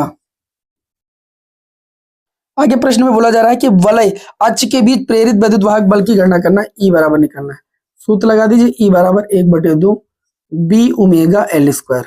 इसका निगमन किसी दिन हम करा देंगे, बहुत इंपॉर्टेंट है। बी की वैल्यू कितनी है 0.5। वैसे एक बार मैंने कराया है, पुरानी क्लास आप देख लीजिए, पढ़िए। ओमेगा की अगर बात करें तो ओमेगा की वैल्यू 400, एल की अगर बात करें तो 1 मीटर स्क्वायर 1 का स्क्वायर करेंगे भाई। इसको अगर हम काटेंगे 2 से काटेंगे तो ये हो जाएगा 200, और 2 का देखिए ये पॉइंट हटाएंगे तो नीचे बढ़ेगा 0, इस 0 से 0 को दीजिए काट, ये आंसर आ जाएगा 20 वोल्ट। अब देखिए लेंस मेकर सूत्र इसके बाद है। लेंसों के लिए लेंस मेकर सूत्र प्राप्त करना है, मतलब आपको क्या करना है, पतले लेंस द्वारा अपवर्तन के सूत्र का निगमन करना है, या जिसे लेंस मेकर सूत्र कहते हैं, या जिसे लेंस निर्माता सूत्र के नाम से जानते हैं। इसके लिए हम देखिए इसको बहुत आसान भाषा में आपको यहाँ पर कराने वाले हैं। हमने एक पतला लेंस ले लिया, इस पतले लेंस को मान लेते हैं एल, इसका अपवर्तनांक मान लेते हैं n2, इसकी मुख्य अक्षेक ले लेते हैं और इसके दोनों ओर का अपवर्तनांक जो है वो मान लेते हैं n1। ठीक, इतनी बात समझ में कि नहीं। अच्छा, लेंस में 2 गोली पृष्ठ होते हैं, ये पहला गोली पृष्ठ, ये दूसरा गोली पृष्ठ है। पहले गोली पृष्ठ की वक्रता त्रिज्या r1 और दूसरे गोली पृष्ठ की वक्रता त्रिज्या को हम r2 मान लेते हैं। इतनी बात समझ में आ गई। अच्छा, यहां पर रखते हैं एक वस्तु को, वस्तु की दूरी को हम मान लेते हैं आपकी u है। जब वस्तु से चलने वाली पहली किरण इस गोली पृष्ठ के प्रथम गोली पृष्ठ पर पड़ती है, जाहिर सी बात है अपवर्तन की घटना होगी। अपवर्तन की घटना क्या कहती है कि जब प्रकाश किरण विरल माध्यम से सघन माध्यम में जाती है तो वो अभिलंब की ओर झुक जाती है। तो ये प्रकाश किरण जैसे ही विरल से सघन में जाएगी तो अभिलंब की ओर झुक जाएगी। और सोचो कि अगर दूसरा गोली पृष्ठ ना होता तो ये प्रकाश किरण चलती हुई यहाँ पर आती और आई डैश पर मिलती, अर्थात इस वस्तु O का यहाँ पर प्रतिबिंब जो बनता है वो आई डैश पर बनता है। अब चूंकि ये हमारी एक कल्पना है, आभास है, इसलिए यहाँ पर जो प्रतिबिंब बनेगा वो आई डैश बनेगा, आभासी बनेगा। ये हमने कल्पना की है, ऐसे प्रतिबिंब बन नहीं सकता क्योंकि इधर आपका गोली पृष्ठ आपका है, आपका दोबारा अपवर्तन होगा। लेकिन पहले पृष्ठ पर जो अपवर्तन हो उसको हम दिखाने के लिए ऐसा किए। तो यहाँ पर हम लोग क्या लिखेंगे, प्रथम गोली पृष्ठ पर, प्रथम गोली पृष्ठ पर कौन सा सूत्र लगाएंगे, अपवर्तन का सूत्र लगाएंगे। अपवर्तन के सूत्र से, अपवर्तन का सूत्र क्या होता है, n2 बटे में v माइनस n1 बटे u बराबर n2 माइनस n1 बटे में r। इस सूत्र में कौन सी चीज क्या है, पहले इस चीज को समझ लीजिए। n2 जो होता है वह माध्यम होता है जिसमें प्रकाश किरण जा रही होती है, n1 वो माध्यम होता है जिस माध्यम से प्रकाश किरण जा रही होती है। ठीक, u वस्तु की दूरी, v प्रतिबिंब की दूरी और r होती है इस गोली पृष्ठ की वक्रता त्रिज्या। तो पहले गोली पृष्ठ पर अपवर्तन दिखाया गया है और पहले गोली पृष्ठ की वक्रता त्रिज्या r1 है। प्रकाश किरण n1 से ही n2 में जा रही है तो n1 के स्थान पर n1 रखेंगे, n2 के स्थान पर n2 रखेंगे। वस्तु की दूरी और प्रतिबिंब की दूरी आपको पता है, रख दीजिए भाई। तो ये आपका n2 के स्थान पर n1, n2 के स्थान पर n2 और प्रतिबिंब की स्थिति आपकी हो जाएगी v डैश, n1 के स्थान पर n1 क्योंकि प्रकाश किरण n1 से ही जा रही है। वस्तु की दूरी यहाँ पर आप देख सकते हैं u है, बराबर ये आपका हो जाएगा n2 माइनस n1 और पहले पृष्ठ की वक्रता त्रिज्या आपकी r1। इसको मान लीजिए समीकरण 1। अब आपको बताएं, ये मेरी कल्पना थी, आभास था कि यहाँ पर प्रकाश किरण मिलती अगर दूसरा गोली पृष्ठ नहीं होता, लेकिन दूसरा गोली पृष्ठ है। तो जैसे ही प्रकाश किरण दूसरे गोली पृष्ठ पर आएगी तो यहाँ पर पुनः जो है अपवर्तन की घटना होगी। क्या होगी? पुनः अपवर्तन की गणना होगी। लेकिन अब जो अपवर्तन हो रहा है वो आपका सघन माध्यम से विरल माध्यम में हो रहा है, क्योंकि प्रकाश किरण सघन से विरल में आएगी, और जब प्रकाश किरण सघन से विरल में आती है ना तो अभिलंब से दूर हटती है। अभिलंब भाई, इस अभिलंब से दूर हट जाएगी, और जब दूर हटेगी तो इसका प्रतिबिंब कहां पर बनाएगी? आई पर बनाएगी। द्वितीय पृष्ठ इसका प्रतिबिंब आई पर बनाता है, जिसकी दूरी हम मान लेते हैं आपकी प्रतिबिंब की दूरी v है। लेकिन याद रखना, इस द्वितीय पृष्ठ के लिए आभासी वस्तु का कार्य कौन करेगा? आई डैश करेगा। ठीक है, लिखेंगे द्वितीय पृष्ठ पर, द्वितीय पृष्ठ पर अपवर्तन के सूत्र से। क्यों? क्योंकि द्वितीय पृष्ठ पर भी अपवर्तन हुआ है, अपवर्तन के सूत्र से। द्वितीय पृष्ठ पर अपवर्तन का सूत्र लगाएंगे, यही से लिए मैंने इसको डिब्बे में कर दिया है। देखिए सूत्र जब लगाएंगे N2, N2 होता है वह माध्यम जिस माध्यम में प्रकाश किरण जा रही, तो जा तो रही N2 से N1 में, तो N2 के स्थान पर रखेंगे N1। प्रतिबिंब की जो दूरी है द्वितीय गोली पृष्ठ के लिए v है, तो v के स्थान पर v माइनस N1 वो माध्यम होता है जिस माध्यम से प्रकाश कट जा रही हो, तो जा तो N2 से N1 रही ना, तो N1 के स्थान पर आप रख देंगे N2 बटे में वस्तु की दूरी। द्वितीय गोली पृष्ठ के लिए वस्तु की दूरी का कार्य I डैश करता है, जिसकी दूरी कितनी है? V डैश बराबर N2 के स्थान पर आपको N1 रखना है, N1 के स्थान पर आपको N2 रखना है, बटे में दूसरे गोली पृष्ठ की वक्रता त्रिज्या आपकी R2 है। बस अगर आप ये बात समझ गए, बस ये आपका डेरिवेशन आसान हो गया। कुछ नहीं करना, समीकरण 1 और 2 को जोड़ लेना है बस। समीकरण 1 प्लस 2 से समीकरण 1 और 2 को जैसे ही जोड़ेंगे तो देखिए यहाँ पर N2 बटे V डैश है, यहाँ पर प्लस का है, यहाँ पर N2 बटे V डैश माइनस का है। जैसे ही LHS LHS RHS RHS पक्षों को जोड़ेंगे तो ये चीज इससे हो जाएगी कैंसिल। बचेगा आपका N1 बटे में V, ये बचेगा, और माइनस आपका बचेगा N1 बटे में U, ये बचेगा, बराबर RHS में आपका हो जाएगा N2 माइनस N1 बटे में R1 और प्लस N1 माइनस N2 बटे में R2। बताओ इतनी बात समझ में आ गई कि नहीं आ गई? आ गई। अब देखिए इधर आप ले लीजिए N1 कॉमन, ठीक, तो ब्रैकेट में आपका बचेगा 1 बटे V माइनस 1 बटे U। इधर आपको N2 माइनस N1 कॉमन नहीं मिलेगा, लेकिन फिर भी लेना पड़ेगा। हमने ले लिया N2 माइनस N1 कॉमन, तो यहाँ तो मिलेगा, यहाँ नहीं मिलेगा, यहाँ माइनस लगा देंगे, तो ये आपका हो जाएगा 1 बटे R1 माइनस 1 बटे R2। कितना आसान है भैया। N1 को उधर लेकर चले जाओ, 1 बटे V माइनस 1 बटे U बराबर N2 माइनस N1 माइनस ये N1 N1 के नीचे आ जाएगा, कैंसिल हो जाएगा, 1 बचेगा, 1 बटे R1 माइनस 1 बटे R2। आपको एक चीज बता दें, 1 बटे V माइनस 1 बटे U बराबर आप पढ़ चुके हैं 1 बटे F। N2 बटे N1 आपको बता दें, यदि ये क्या है, N2 कौन सा माध्यम? सघन माध्यम। N1 क्या है? विरल माध्यम। विरल माध्यम के सापेक्ष सघन माध्यम का अपवर्तनांक अगर आपको n दे दिया जाए, यदि n बराबर N2 बटे N1 हो जाए, तो इस N2 बटे N1 के स्थान पर आप लिख सकते हैं N माइनस 1, 1 बटे R1 माइनस 1 बटे R2। आपको नहीं लिखना है n तो ना लिखिए भाई, ठीक, बस इतना याद रखिएगा कि यहाँ पर N2 दूसरे माध्यम का अपवर्तनांक, सघन माध्यम का, N1 पहले माध्यम का अपवर्तनांक, विरल माध्यम का अपवर्तनांक, ठीक है। और ये जो आपका व्यंजक है, इसी को हम सभी लोग कहते हैं लेंस मेकर सूत्र या लेंस निर्माता सूत्र। क्योंकि बोर्ड एग्जाम का प्रिपरेशन कर रहे हैं तो इस डेरिवेशन को तो आप पढ़ ही चुके होंगे। मेनली इसमें क्या किया जाता है वो मैंने यहाँ पर आपको बताने की कोशिश की है। तो आप सभी लोग देखिए, ये डेरिवेशन क्या आपको आसान लगा? अभी तक आपको बड़ा लग रहा होगा, लेकिन आज आपको आसान लगा होगा। क्यों? क्योंकि अब आपको पेपर सॉल्व कराया जा रहा है। अब आपको 5-6 मिनट में सारी चीजें बड़ी बड़ी आपको समझनी होंगी। ओके, तभी आप जो है ज्यादा से ज्यादा जो है अच्छे से अच्छे तैयारी कर सकते हैं।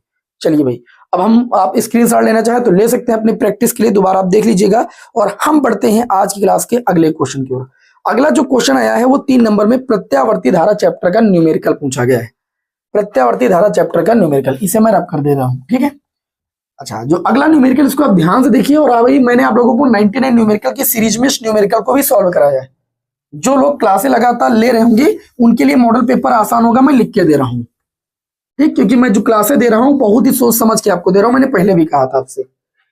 अगला जो क्वेश्चन ये पूछा गया कि प्रत्यावर्ती धारा का शिखर मान आपको दिया गया है। न्यूमेरिकल में आपको मैंने एक चीज बताई है कि न्यूमेरिकल की क्वेश्चन को लगाने के लिए सबसे पहले न्यूमेरिकल में जो चीज दी गई है उसे आप नोट करिए, उसमें बिल्कुल भी मत शर्माइए, क्योंकि आधा गेस तो तभी लग जाता है जब आप चीजों को नोट कर लेते हैं जो प्रश्न में दिया जाता है। जैसे उन्होंने कहा कि प्रत्यावर्ती धारा का शिखर मान, प्रत्यावर्ती धारा के शिखर मान को हम लोग I0 से लिखते हैं। I0 बराबर आपको दिया गया है 14.14 एम्पियर। उसके बाद इन्होंने कहा है कि आवृत्ति को एफ लिखते हैं जिसकी वैल्यू आपको दी गई है 50 हर्ट्ज। आगे दिया गया इसके दो चक्रों को धारा समय ग्राफ में दिखाइए।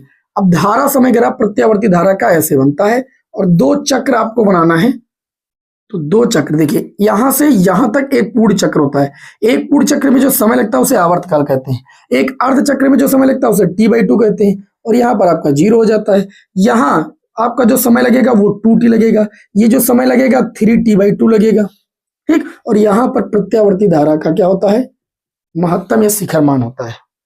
अच्छा, इस बीच के दौरान अगर समय निकालेंगे तो इस आधे का आधा समय लगेगा, मतलब t/4 लगेगा। भाई आधा समय यहां तक लग रहा है तो आधे का आधा t/4, ये बीच में ही तो है। अब इन्होंने क्वेश्चन में ये कहा है कि इसके दो चक्रों को धारा समय ग्राफ में दिखाइए, धारा का वर्ग माध्यमूल मान क्या होगा। मैं एक चीज बता दूं, ये ग्राफ दिखाने के लिए आपको t की वैल्यू सबसे पहले चाहिए।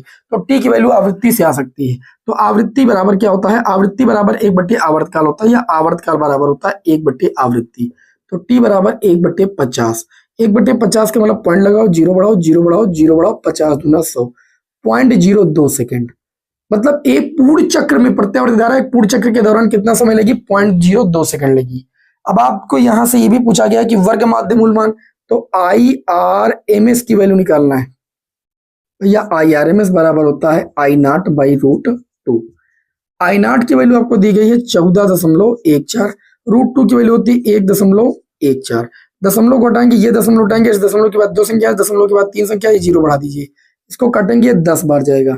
मतलब हम ये कह सकते हैं कि जो IRMS मतलब धारा का वर्ग माध्यमूल मान रूट मीन स्क्वायर वैल्यू जो होती वो होती है आपके 10 एम्पियर आ रही है। आगे प्रश्न में क्या दिया गया, 3 नंबर ऐसे आपको थोड़ी मिल जाएंगे। ये दिया गया इसके शून्य से शिखर मान प्राप्त करने में कितना समय लगेगा। मैंने अभी बताया शून्य से शिखर मान प्राप्त करने में समय लगता है t/4। इसको मान लीजिए t बराबर t/4।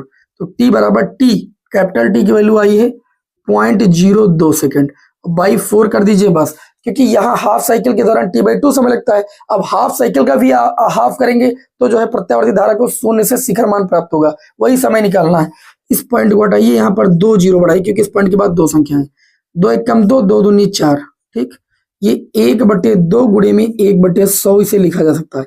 1/2 का मतलब 0.5, और बटे में 100 करोगे, 0.5 को जब आप 100 से भाग करोगे तो 0.0 है ना, 0.005 सेकेंड आपको मिल जाएगा 100 से भाग करने पर। ये वो समय होगा जब प्रत्यावर्ती धारा शून्य से शिखर मान अपना प्राप्त करेगी। इतनी बात समझ में आई कि नहीं समझ में? तो ये क्वेश्चन बहुत ही इंपॉर्टेंट है। हमें उम्मीद है कि आप सभी को समझ में आ गया होगा। आज की क्लास का अगला प्रश्न देखते हैं, बिना समय को लॉस किए हुए। इतना बड़ा प्रश्न आप सॉल्व करेंगे बोर्ड एग्जाम में भैया, तब आपको 3 नंबर मिलते हैं। आई बात समझ में? आई बात समझ में? हाँ, क्लास समझ में आ रही हो, क्लास पसंद आ रही हो, क्वेश्चन समझ में आ रहे हो, तो आप वीडियो को लाइक कर दीजिए, जिससे हमारा भी मनोबल बढ़ता रहे, आप लोगों के लिए ऐसी क्लासें हम लाते रहें। अगला क्वेश्चन ये है कि एक समतल विद्युत चुंबकीय तरंग, देखिए ये जो क्वेश्चन आपसे पूछा गया है, ये विद्युत चुंबकीय तरंगे जो चैप्टर नंबर 8 है वहां से पूछा गया है, और 99 न्यूमेरिकल की सीरीज में यहां से भी मैंने प्रश्नों को सॉल्व कराया है, और ये प्रश्न जरूर मैंने सॉल्व कराया होगा, मैं लिख के दे रहा हूं, आप सीरीज को देख लीजिए। इसमें बोला गया कि एक समतल विद्युत चुंबकीय तरंग के लिए वैद्युत क्षेत्र का क्षेत्र सदिश आयाम E0 वैल्यू दी गई। E0 की वैल्यू आपको दी गई, कितनी दी गई है, 150 न्यूटन प्रति कूलम। ठीक, और आवृत्ति न्यू बराबर आपको दी गई है 50 मेगा हर्ट्ज। इसको आप लोग लिख सकते हैं 50 मेगा का मतलब 10 की घात 6 हर्ट्ज। ठीक, आगे ये दिया गया है कि ज्ञात कीजिए, आपको इसमें 3 चीजें ज्ञात करनी है। अगर तीनों चीजें ज्ञात करते हैं तब आपको 3 नंबर मिलेंगे। पहली बात पूछेगा चुंबकीय क्षेत्र का आयाम, तब आपको B0 की वैल्यू निकालना है। क्या निकालना है, B0 की वैल्यू निकालना है। अब B0 की वैल्यू निकालने के लिए आप सभी लोगों ने सूत्र पढ़ा है, B0 बराबर होता है E0 बटे में C, या C बराबर E0 बटे B0 बराबर C होता है।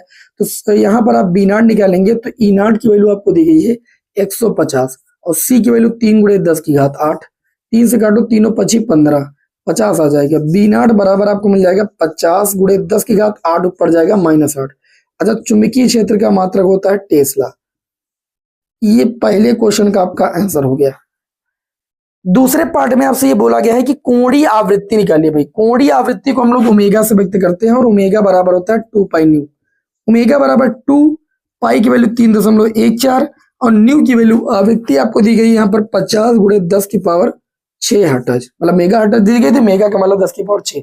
और आपको एक चीज बता दें, यहाँ पर आवृत्ति को इस चैप्टर में न्यू से लिखते हैं, जबकि प्रत्यावर्ती धारा चैप्टर में आवृत्ति को एफ से लिखा जाता है। तो यहाँ पर कोणीय आवृत्ति है, इसको आप सॉल्व कीजिए। 2 का गुणा 50 से करेंगे 100, 100 का गुणा 303.14 से करेंगे 314 हो जाएगा, पूरे ये 10 की पावर 6 हो जाएगा। बात समझ में आई? और कोणीय आवृत्ति, तो कोणीय आवृत्ति का मात्रक होता है रेडियन प्रति सेकेंड। तो ये इस क्वेश्चन के दूसरे पार्ट का आंसर हो गया। और एक बात आपसे और प्रश्न में पूछी जा रही है कि तरंग दैर्ध्य क्या होगी, मतलब लैम्डा बराबर क्या आपका होगा, लैम्डा बराबर न्यू अपान सी आप लोगों ने पढ़ा है ना। लैम्डा बराबर क्या पढ़ा, न्यू सॉरी सी अपान न्यू पढ़ा है ना, सी अपान में न्यू, सी बराबर न्यू लैम्डा होता है।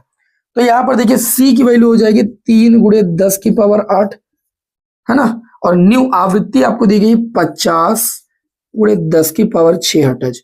भैया आप इससे इसको काटेंगे तो ऊपर बचेंगे 10 की पावर 2, 10 की पावर 2 का मतलब है 300, और बटे 50 करेंगे, 50 छक्का 300 होता है, लैम्डा बराबर आपको मिल जाएगा 6 मीटर। ये जो आ जाता है ये आपके इस क्वेश्चन के पार्ट 3 का आंसर आ जाता है। तो इस तरीके से 3 नंबर वाले न्यूमेरिकल आपसे एग्जाम में पूछे जाते हैं। ठीक, यहाँ पर 3 नंबर वाले जो प्रश्न आपको हम सॉल्व करा रहे हैं, इसका मुख्य उद्देश्य ये है कि आपके दिमाग में ये मानसिकता बैठे कि 3 नंबर वाले प्रश्न कैसे होते हैं, हमारे एग्जाम में कैसे पूछे जाते हैं, 3 नंबर की बात वो कैसे पूछते हैं। अब आगे अगला जो क्वेश्चन है वो है विस्थापन धारा से आप क्या समझते हैं। चलिए आप लोगों को हम विस्थापन धारा समझाते हैं, और जो मैक्सवेल ने संशोधित एम्पियर नियम का समीकरण दिया है उसका व्यंजक भी निकालना आपको सबसे आसान भाषा में बताते हैं। ठीक है, विस्थापन धारा की परिभाषा तो सभी को आती होगी, मैंने आपको कई बार कहा है कि विस्थापन धारा है वैद्युत चुंबकीय जो तरंगों के अभिलक्षण है और वैद्युत चुंबकीय तरंगों का जो आरेख है, इसको आप अच्छे से तैयार कर लीजिए, एग्जाम में ये आता ही आता है। तो अब आगे चलिए हम लोग यहाँ पर जानते हैं कि विस्थापन धारा क्या होती है। विस्थापन धारा को अच्छे से यहाँ पर समझिएगा और फिर आप लोगों को हम डेरिवेशन कराते हैं। देखिए मैक्सवेल साहब ने क्या बताया था कि जब हम क्या करते हैं, किसी संधारित्र को आवेशित करते हैं, क्या करते हैं भाई, किसी संधारित्र को आवेशित करते हैं। देखिए इस क्वेश्चन में पूछा गया है विस्थापन धारा किसे कहते हैं, जो बता रहे हैं इसकी परिभाषा आपके स्क्रीन पर लग के आ ही जाती है, बात को समझ लीजिए। देखिए इसमें बताया गया कि जब किसी संधारित्र को आवेशित किया जाता है, तो आवेशित संधारित्र को भैया जब हम आवेशित करते हैं, जैसे यहाँ पर एक आवेशित संधारित्र बना लेते हैं, ये समांतर प्लेट संधारित्र की 2 प्लेटें प्लस क्यों आवेश इस पर आ जाता है जब आवेशित किया जाता है, पास रखिए जो दूसरी प्लेट होती है, चैप्टर को पढ़ चुके हैं, पर प्रेरण की वजह से ऋण आवेश आ जाता है, प्लस क्यों हो जाता है, माइनस क्यों आवेश हो जाता है। प्लेटों का क्षेत्रफल कैपिटल ए मान लेते हैं। ठीक है, तो बात को ध्यान से समझिएगा कि विस्थापन धारा एक प्रकार की भैया आभासी धारा है। अगर हम बात करें तो एक प्रकार की आभासी धारा कैसे, जब संधारित्र की प्लेटों को हम आवेशित करते हैं, क्या करते हैं, आवेशित करते हैं, तो उसके प्लेटों के बीच वैद्युत क्षेत्र समय के साथ क्या होता है भैया, परिवर्तित होता है। क्या होता है, जो इसकी प्लेटों के बीच जो वैद्युत क्षेत्र उत्पन्न होता है, वैद्युत क्षेत्र आप लोगों ने निकाला भी है, प्लेटों के बीच जो उत्पन्न वैद्युत क्षेत्र होता है वो समय के साथ साथ क्या रहता है, परिवर्तित होता रहता है, और इस कारण प्लेटों के बीच एक चुंबकीय क्षेत्र उत्पन्न हो जाता है। क्या उत्पन्न हो जाता है, चुंबकीय क्षेत्र। और आपको एक चीज बता दें, चुंबकीय क्षेत्र तभी उत्पन्न होता है जब या तो आपका गतिमान आवेश हो और या फिर वैद्युत धारा हो, इन दोनों के अलावा चुंबकीय क्षेत्र उत्पन्न नहीं होता है।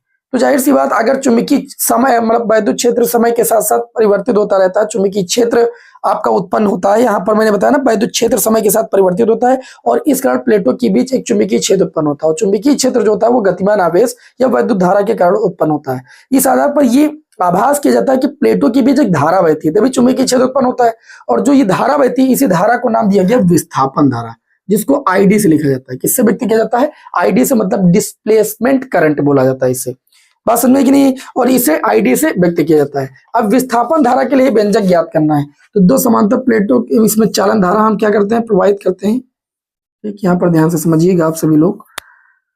तो यहाँ पर ये समांतर प्लेट संधारित्र है, आप सभी लोग देख पा रहे हैं, प्लेटों का क्षेत्रफल ए है ना। अब हम लोग विस्थापन धारा का व्यंजक जो है यहाँ पर प्राप्त करेंगे, कैसे प्राप्त करेंगे, बहुत ध्यान से समझिएगा, सबसे आसान भाषा में आप सभी लोगों को इसका व्यंजक जो है ज्ञात करना बताएंगे। देखिए प्लेटों, जब हम समांतर प्लेट संधारित्र की प्लेटों को आवेशित करते हैं तो उसके बीच जो वैद्युत क्षेत्र उत्पन्न होता है, वैद्युत क्षेत्र ई बराबर आपका होता है सिग्मा अपान एप्सिलॉन नॉट, जहां जो सिग्मा होता है इसके आवेश का पृष्ठ घनत्व कहते हैं, ये क्यू अपान ए होता है, ए होती है प्लेटों का क्षेत्रफल। तो यहां से E बराबर आपका हो जाता है Q अपान में A एप्सिलॉन नॉट। ठीक है, अब इतना करने के बाद भाई चुंबकीय क्षेत्र में परिवर्तन होता है। ठीक है, अब यहां पर हम लोग निकालते हैं इसके बाद चुंबकीय फ्लक्स, सॉरी वैद्युत फ्लक्स। तो यहां पर क्या निकालेंगे, वैद्युत फ्लक्स।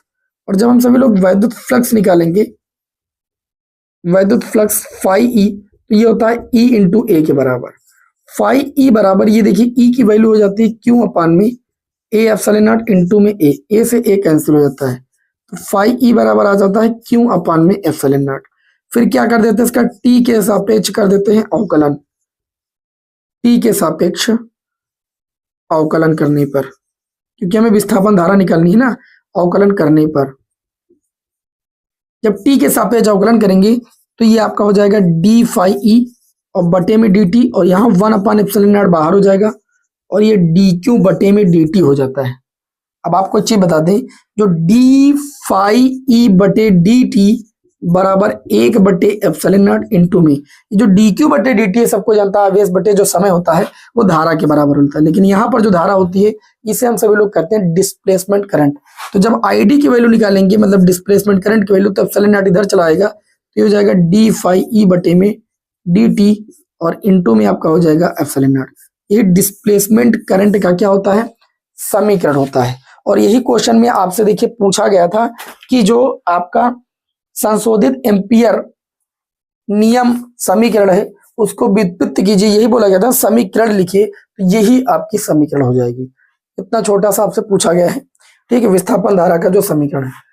आज की क्लास का अगला क्वेश्चन देखते हैं जो आपसे पूछा गया है, समतल ध्रुवित प्रकाश क्या होता है। समतल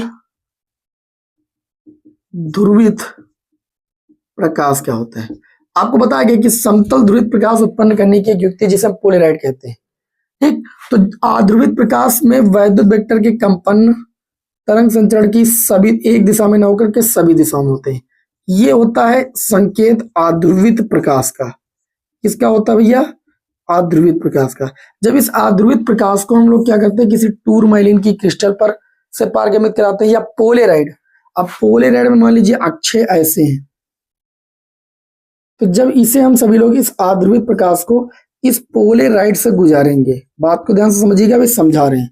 तो जब इस आध्रुवित प्रकाश को पोलराइड से गुजारा जाता है तो ये पोलराइड की खास बात होती है कि इस आध्रुवित प्रकाश के उन्हीं वैद्युत वेक्टर के कंपनों को ये बाहर निकलने देता है जो इसकी अक्ष के समांतर होते हैं। अब इसकी अक्ष अगर पोलराइड के ऐसे है तो इसकी अक्ष के समांतर ये वाला कंपन होगा, अर्थात यहाँ पर जो प्रकाश निकलेगा उसमें वैद्युत वेक्टर के कंपन जो होंगे वो क्या होंगे, सभी दिशाओं में ना होकर के उसी अक्ष के समांतर होंगे जिस अक्ष में पोलराइड की अक्ष होगी। ठीक है, तरंग संचरण की सभी दिशाओं में ना होकर के एक दिशा में होते हैं, और इसी प्रकाश को हम सभी लोग कहते हैं समतल ध्रुवित प्रकाश। क्या कहते हैं भाई, समतल ध्रुवित प्रकाश इसे कहते हैं। तो सबसे पहले प्रश्न में यह बात कही गई है कि समतल ध्रुवित प्रकाश होता क्या है। प्रश्न में कौन सी बात कही गई है कि समतल ध्रुवित प्रकाश क्या होता है। तो इसकी परिभाषा आप सभी लोग लिख सकते हैं। परिभाषा मैंने जैसे बताया है, क्या बताया भाई, परिभाषा मैंने बताया कि जब किसी पोलराइड से हम क्या करते हैं, जैसे कोई आध्रुवित प्रकाश पोलराइड से पारगमित कराते हैं, तो पोलराइड आध्रुवित प्रकाश के उन्हीं वैद्युत वेक्टर के कंपनों को बाहर निकलने देता है जो उसकी अक्ष के समांतर होते हैं। इस प्रकार जो निर्गत प्रकाश होता है उसे हम सभी लोग समतल ध्रुवित प्रकाश कहते हैं। ठीक है, तो इस तरीके से आप सभी लोग समतल ध्रुवित प्रकाश की परिभाषा भी लिख सकते हैं, या आपकी जैसे स्क्रीन पर हम लगा रहे हैं इस परिभाषा को लिख सकते हैं। जब साधारण प्रकाश किसी पोलराइड पर डाला जाता है तो इसमें निर्गत प्रकाश में वैद्युत वेक्टर के केवल वही कंपन प्राप्त होते हैं जो पोलराइड की ध्रुवण दिशा के समांतर होते हैं, उन्हीं को निकल नहीं देता बाहर। और पोलराइड से निर्गत प्रकाश जो इस तरह का होता है उसे कहते हैं समतल ध्रुवित प्रकाश। ठीक, मैंने आपको चित्र के माध्यम से भी समझा दिया। अब इसमें अगला क्वेश्चन ये पूछा गया जो कि बहुत इंपॉर्टेंट है और अधिकतर विद्यार्थी जो इस प्रश्न का जवाब नहीं दे पाते हैं। पूछा गया कि पोलराइड द्वारा साधारण प्रकाश, आंशिक ध्रुवित प्रकाश और पूर्ण ध्रुवित प्रकाश की हम लोग पहचान किस प्रकार करेंगे। ये आपके सामने पोलराइड है और ये अध्रुवित प्रकाश है। अब हम पहचान करना आपको बता रहे हैं कि कैसे आप साधारण प्रकाश की पहचान करेंगे, मतलब साधारण प्रकाश का मतलब अध्रुवित प्रकाश की पहचान करेंगे, और कैसे जो है आप आंशिक ध्रुवित प्रकाश की पहचान करेंगे, और कैसे जो है पूर्णतः समतल ध्रुवित प्रकाश की पहचान करेंगे। तो देखिए, अगर हम पोलराइड के सामने एक मान लीजिए आध्रुवित प्रकाश है, आध्रुवित प्रकाश के सामने पोलेराइड लाते हैं और पोलेराइड को इसके सामने ऐसे ऐसे घुमाते हैं, ऐसे ऐसे ऐसे घुमाते हैं, घुमाते रहे, तो पोलेराइड से जो प्रकाश निकला उसकी तीव्रता में अगर कोई परिवर्तन देखने को ना मिले, भाई पोलेराइड को आप ऐसे घुमाते जाएंगे, और जो आध्रुवित प्रकाश होगा तो जाहिर सी बात जब आप घुमाएंगे तो जब इसकी अक्ष ऐसे आएंगे तो इस अक्ष के वायुवेक्टर के कंपन बाहर निकलेंगे, इसकी अक्ष ऐसे आएंगे तो ऐसे वाले कंपन बाहर निकलेंगे। कुल मिलाकर के जब प्रकाश की तीव्रता में कोई परिवर्तन देखने को ना मिले तो इसका मतलब यह है कि जो प्रकाश वो कैसा है, आध्रुवित प्रकाश है। बात समझ आ गई? आप अध्रुवित प्रकाश की पहचान कैसे करेंगे? जब प्रकाश के सामने पोलेराइड को घुमाया जाए, चारों तरफ पूरा घुमाया जाए और घुमाने पर निर्गत प्रकाश की तीव्रता में कोई परिवर्तन देखने को नहीं मिलता है तो हम कहते हैं कि जो प्रकाश है वो कैसा है, आपका समतल ध्रुवित प्रकाश है या साधारण आपका प्रकाश है। दूसरा, यदि निर्गत प्रकाश की तीव्रता में परिवर्तन होता है परंतु तीव्रता किसी भी स्थिति में तीव्रता शून्य नहीं होती, जो प्रकाश निकल रहा है उसकी तीव्रता में परिवर्तन होता है लेकिन किसी भी स्थिति में ऐसा नहीं कि एकदम अंधियाला हो जाता, कुछ नहीं दिखता है, ऐसा नहीं होता है, तो हम कहते हैं कि जो प्रकाश है वो आंशिक रूप से समतल ध्रुवित है। आंशिक रूप से क्या है? ध्रुवित है। समझ गए? अगर तीव्रता में कोई परिवर्तन नहीं होता तो प्रकाश आपका अध्रुवित है, साधारण है, और अगर तीव्रता में थोड़ा सा परिवर्तन होता है लेकिन तीव्रता शून्य नहीं होती तो जो आपका प्रकाश होता है वो आंशिक ध्रुवित माना जाता है, आंशिक रूप से ध्रुवित माना जाता है। और अगर हम समतल ध्रुवित ये पोलेराइड को ऐसे घुमाएं, पूरा घुमाने के बाद 2 बार तीव्रता शून्य हो जाए और 2 बार तीव्रता अधिकतम हो जाए तो समझ जाना कि जो प्रकाश है वो कैसा है, समतल ध्रुवित प्रकाश। क्यों? क्योंकि भाई इस पोलेराइड को अगर इसके सामने घुमाएंगे तो ये क्या करेगा, एक बार तीव्रता को निकलने देगा, घुमाएंगे फिर शून्य हो जाएगा। जब इसके वैद्युत वेक्टर के कंपन इसकी अक्ष के लंबवत हो जाएंगे तो तीव्रता शून्य हो जाएगी, फिर आप घुमाएंगे तो फिर इसके वैद्युत वेक्टर के कंपन इसके समांतर हो जाएंगे तो दोबारा फिर आपकी तीव्रता प्रकाश की निकलेगी, और फिर घुमाएंगे तो फिर आपकी अक्ष ऐसे हो जाएगी लंबवत तो तीव्रता फिर शून्य हो जाएगी। अर्थात अगर आप समतल ध्रुवित प्रकाश के सामने पोलेराइड को घुमाते हैं तो प्रकाश की तीव्रता 2 बार न्यूनतम और 2 बार अधिकतम होती है, और जब ऐसा देखने को मिले तो जो प्रकाश होता है वो समतल ध्रुवित प्रकाश होता है। तो इस तरीके से आप समझ गए होंगे कि प्रकाश आंशिक रूप से समतल ध्रुवित, आंशिक रूप से ध्रुवित कब होता है, साधारण प्रकाश या अध्रुवित प्रकाश की पहचान पोलेराइड से कैसे करते हैं, और समतल ध्रुवित प्रकाश की पहचान पोलेराइड से कैसे करते हैं। सभी को समझ में आ गई होगी बात? ठीक, चलिए भाई, अगर बात समझ में आ गई तो हम लोग अब आगे बढ़ते हैं। आगे अगला हमारा न्यूमेरिकल है, इसका आप स्क्रीनशॉट लेना चाहें तो ले सकते हैं। इसको हम रफ करने जा रहे हैं, ठीक है, इसको रफ कर देते हैं भाई। अगला जो क्वेश्चन पूछा गया है वो प्रकाश वैद्युत प्रभाव वाले चैप्टर से पूछा गया है। इससे पूछा गया है प्रकाश वैद्युत प्रभाव वाले चैप्टर से न्यूमेरिकल आपसे पूछा गया है। चलिए उसको भी देख लेते हैं कि उस न्यूमेरिकल में क्या कहा जा रहा है। आप लोगों ने एक आइंस्टीन समीकरण पढ़ी होगी, है ना? आइंस्टीन समीकरण पढ़ी कि नहीं पढ़ी? पढ़ी तो होगी। तो यहाँ पर ये जो न्यूमेरिकल है वो आइंस्टीन समीकरण पर आधारित है, मतलब आइंस्टीन समीकरण आपको आती होगी तो आप क्वेश्चन कर ले जाएंगे। ओके, चलिए भाई देखते हैं अगला जो क्वेश्चन है वो आपसे क्या कहता है। ठीक, अगला जो क्वेश्चन है वो आपसे क्या कहता है, वो ये कहता है कि सीजियम के पृष्ठ पर 3300 एंगस्ट्रॉम तरंग दैर्ध्य का प्रकाश आपतित होने पर फोटो इलेक्ट्रॉनों की अधिकतम गतिज ऊर्जा ज्ञात कीजिए। सीजियम का कार्यफलन आपको दिया गया। तो मैंने कहा न्यूमेरिकल लगाने के लिए हम सभी लोग क्या करते हैं, न्यूमेरिकल लगाने के लिए सबसे पहले जो चीज न्यूमेरिकल में दी गई होती है उसे हम सभी लोग नोट करते हैं। जैसे दिया गया है कि सीजियम के पृष्ठ पर कितनी तरंग दैर्ध्य का प्रकाश, लैम्डा बराबर 3300 एंगस्ट्रॉम तरंग दैर्ध्य का प्रकाश। ये हो जाएगा 3300 एंगस्ट्रॉम का मतलब 10 की घात -10 मीटर। ये लैम्डा की वैल्यू हो गई। आपतित होने पर, प्रकाश आपतित होने पर निकलने वाले फोटो इलेक्ट्रॉनों की अधिकतम गतिज ऊर्जा का मतलब होता है आपको ईके की वैल्यू निकालना है। और सीजियम का कार्यफलन आपको दिया गया है, W बराबर 1.9 इलेक्ट्रॉन वोल्ट दिया गया है, 1.9 इलेक्ट्रॉन वोल्ट दिया गया है। ठीक, मैं आपको यहां पर बता दूं कि इसको आप सभी लोग पहले जूल में बदल लीजिए। 1.9 इलेक्ट्रॉन वोल्ट को जूल में बदलने के लिए 1.6 गुणे 10 की घात -19 से गुणा कर देते हैं और वैसे ये जूल में बदल जाता है। अब आप लोगों ने आइंस्टीन समीकरण पढ़ी थी क्योंकि वहीं पर आपको अधिकतम गतिज ऊर्जा का व्यंजक मिलेगा। आइंस्टीन समीकरण से, आइंस्टीन समीकरण में आप लोगों ने पढ़ा है कि ई के बराबर आपका होता है hc/λ - w। ठीक है, मतलब आप लोगों को एच न्यू पढ़ाया गया। एच न्यू मतलब जो होता है जैसे फोटान क्या होता है, प्रकाश होता है, फोटानों के रूप में चलता है, और वो जो फोटान धातु की सतह पर आपतित होते हैं, धातु के अंदर उपस्थित किसी एक इलेक्ट्रॉन को दे देता है। इलेक्ट्रॉन उस एनर्जी को दो प्रकार से व्यय करता है, कार्यफलन के रूप में और गतिज ऊर्जा प्रदान करने में। इस कार्य को उधर भेजेंगे तो प्लस में लग जाएगा, और यहाँ पर एच न्यू लिखेंगे, और न्यू बराबर होता है C/λ। मैंने वही लिखा है बस। तो यहाँ पर ई के की वैल्यू हमें चाहिए थी, ई के बराबर, ई की वैल्यू ये क्या कहते हैं, एच क्या, प्लांक का नियतांक, जिसकी वैल्यू होती है 6.6 गुणे 10 की घात -34 जूल सेकंड होती है। मात्रक भी याद रखिएगा। सी की वैल्यू है 3 गुणे 10 की घात 8 निर्वात या वायु में प्रकाश की चाल। लैम्डा, लैम्डा की वैल्यू आपको क्वेश्चन में दी गई है 3300 एंगस्ट्रॉम का मतलब 10 की घात -10, माइनस कार्यफलन की वैल्यू आप देख सकते हैं यहाँ पर 19 छक्का होता है 114, और 19 एक्का 19 11 आपका 30 हो जाएगा। 0.1 और 2 अंक आगे लगाएंगे 3.04 पूरे 10 की घात आपका हो जाएगा -19। तो इस तरीके से ये आपका हो जाएगा ई के बराबर। देखिए कैसे, 3 से काटेंगे तो ये आपका 1100 आ जाएगा, 11 कम काटेंगे ये 100 हो जाएगा। इस पॉइंट को हटा सकते हैं, यहाँ 0 बढ़ा सकते हैं, 11 छक्का 66। तो ये आपका हो जाएगा 34 से 8 जाएगा, 6 गुणे 10 की घात, -34 से 8 जाएगा तो माइनस का बचेगा 26। ओके, और ये 10 की घात -10 और 10 की घात 1000 को 3 लिख सकते हैं, 10 की घात -7 बचेगा, तो 10 की घात -7 ऊपर ले जाएंगे, 10 की घात ये +7 हो जाएगा, और ये 3.04 पूरे 10 की घात आपका -19 हो जाएगा। सॉल्व करेंगे तो ये भी 10 की घात -19 हो जाएगा, दोनों में 10 की घात -19 आपको कॉमन मिल जाएगा। ब्रैकेट में 6 - 3.04 बच जाएगा। इसे आप घटाएंगे तो ये आपका बचेगा 2.96 पूरे 10 की घात -19, और ऊर्जा है, ऊर्जा का मात्रक क्या होता है, जूल।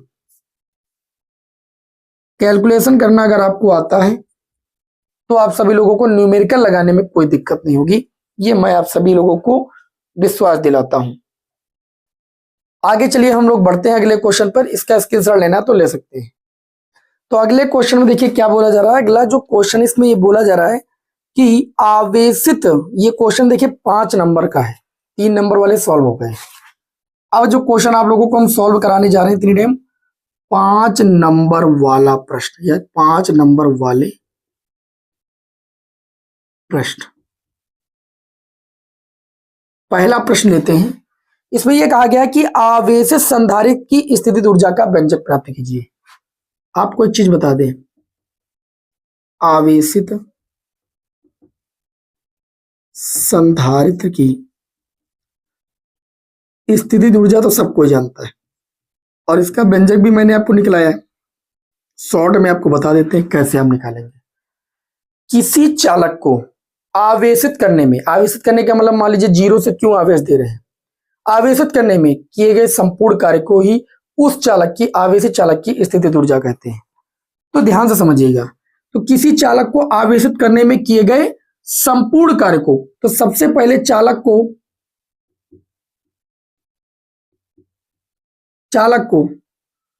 dq आवेश देने पर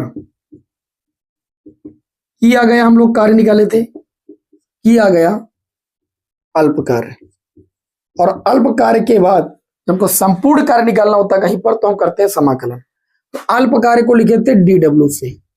dw बराबर, भाई आपने पढ़ा है v बराबर होता है w/q, तो w बराबर जब निकालेंगे तो आ जाएगा vq। अब चूंकि dw निकालना है तो v इंटू में कितना हो जाएगा, dq। बताओ इतनी बात आप सभी को समझ में आई कि नहीं आई?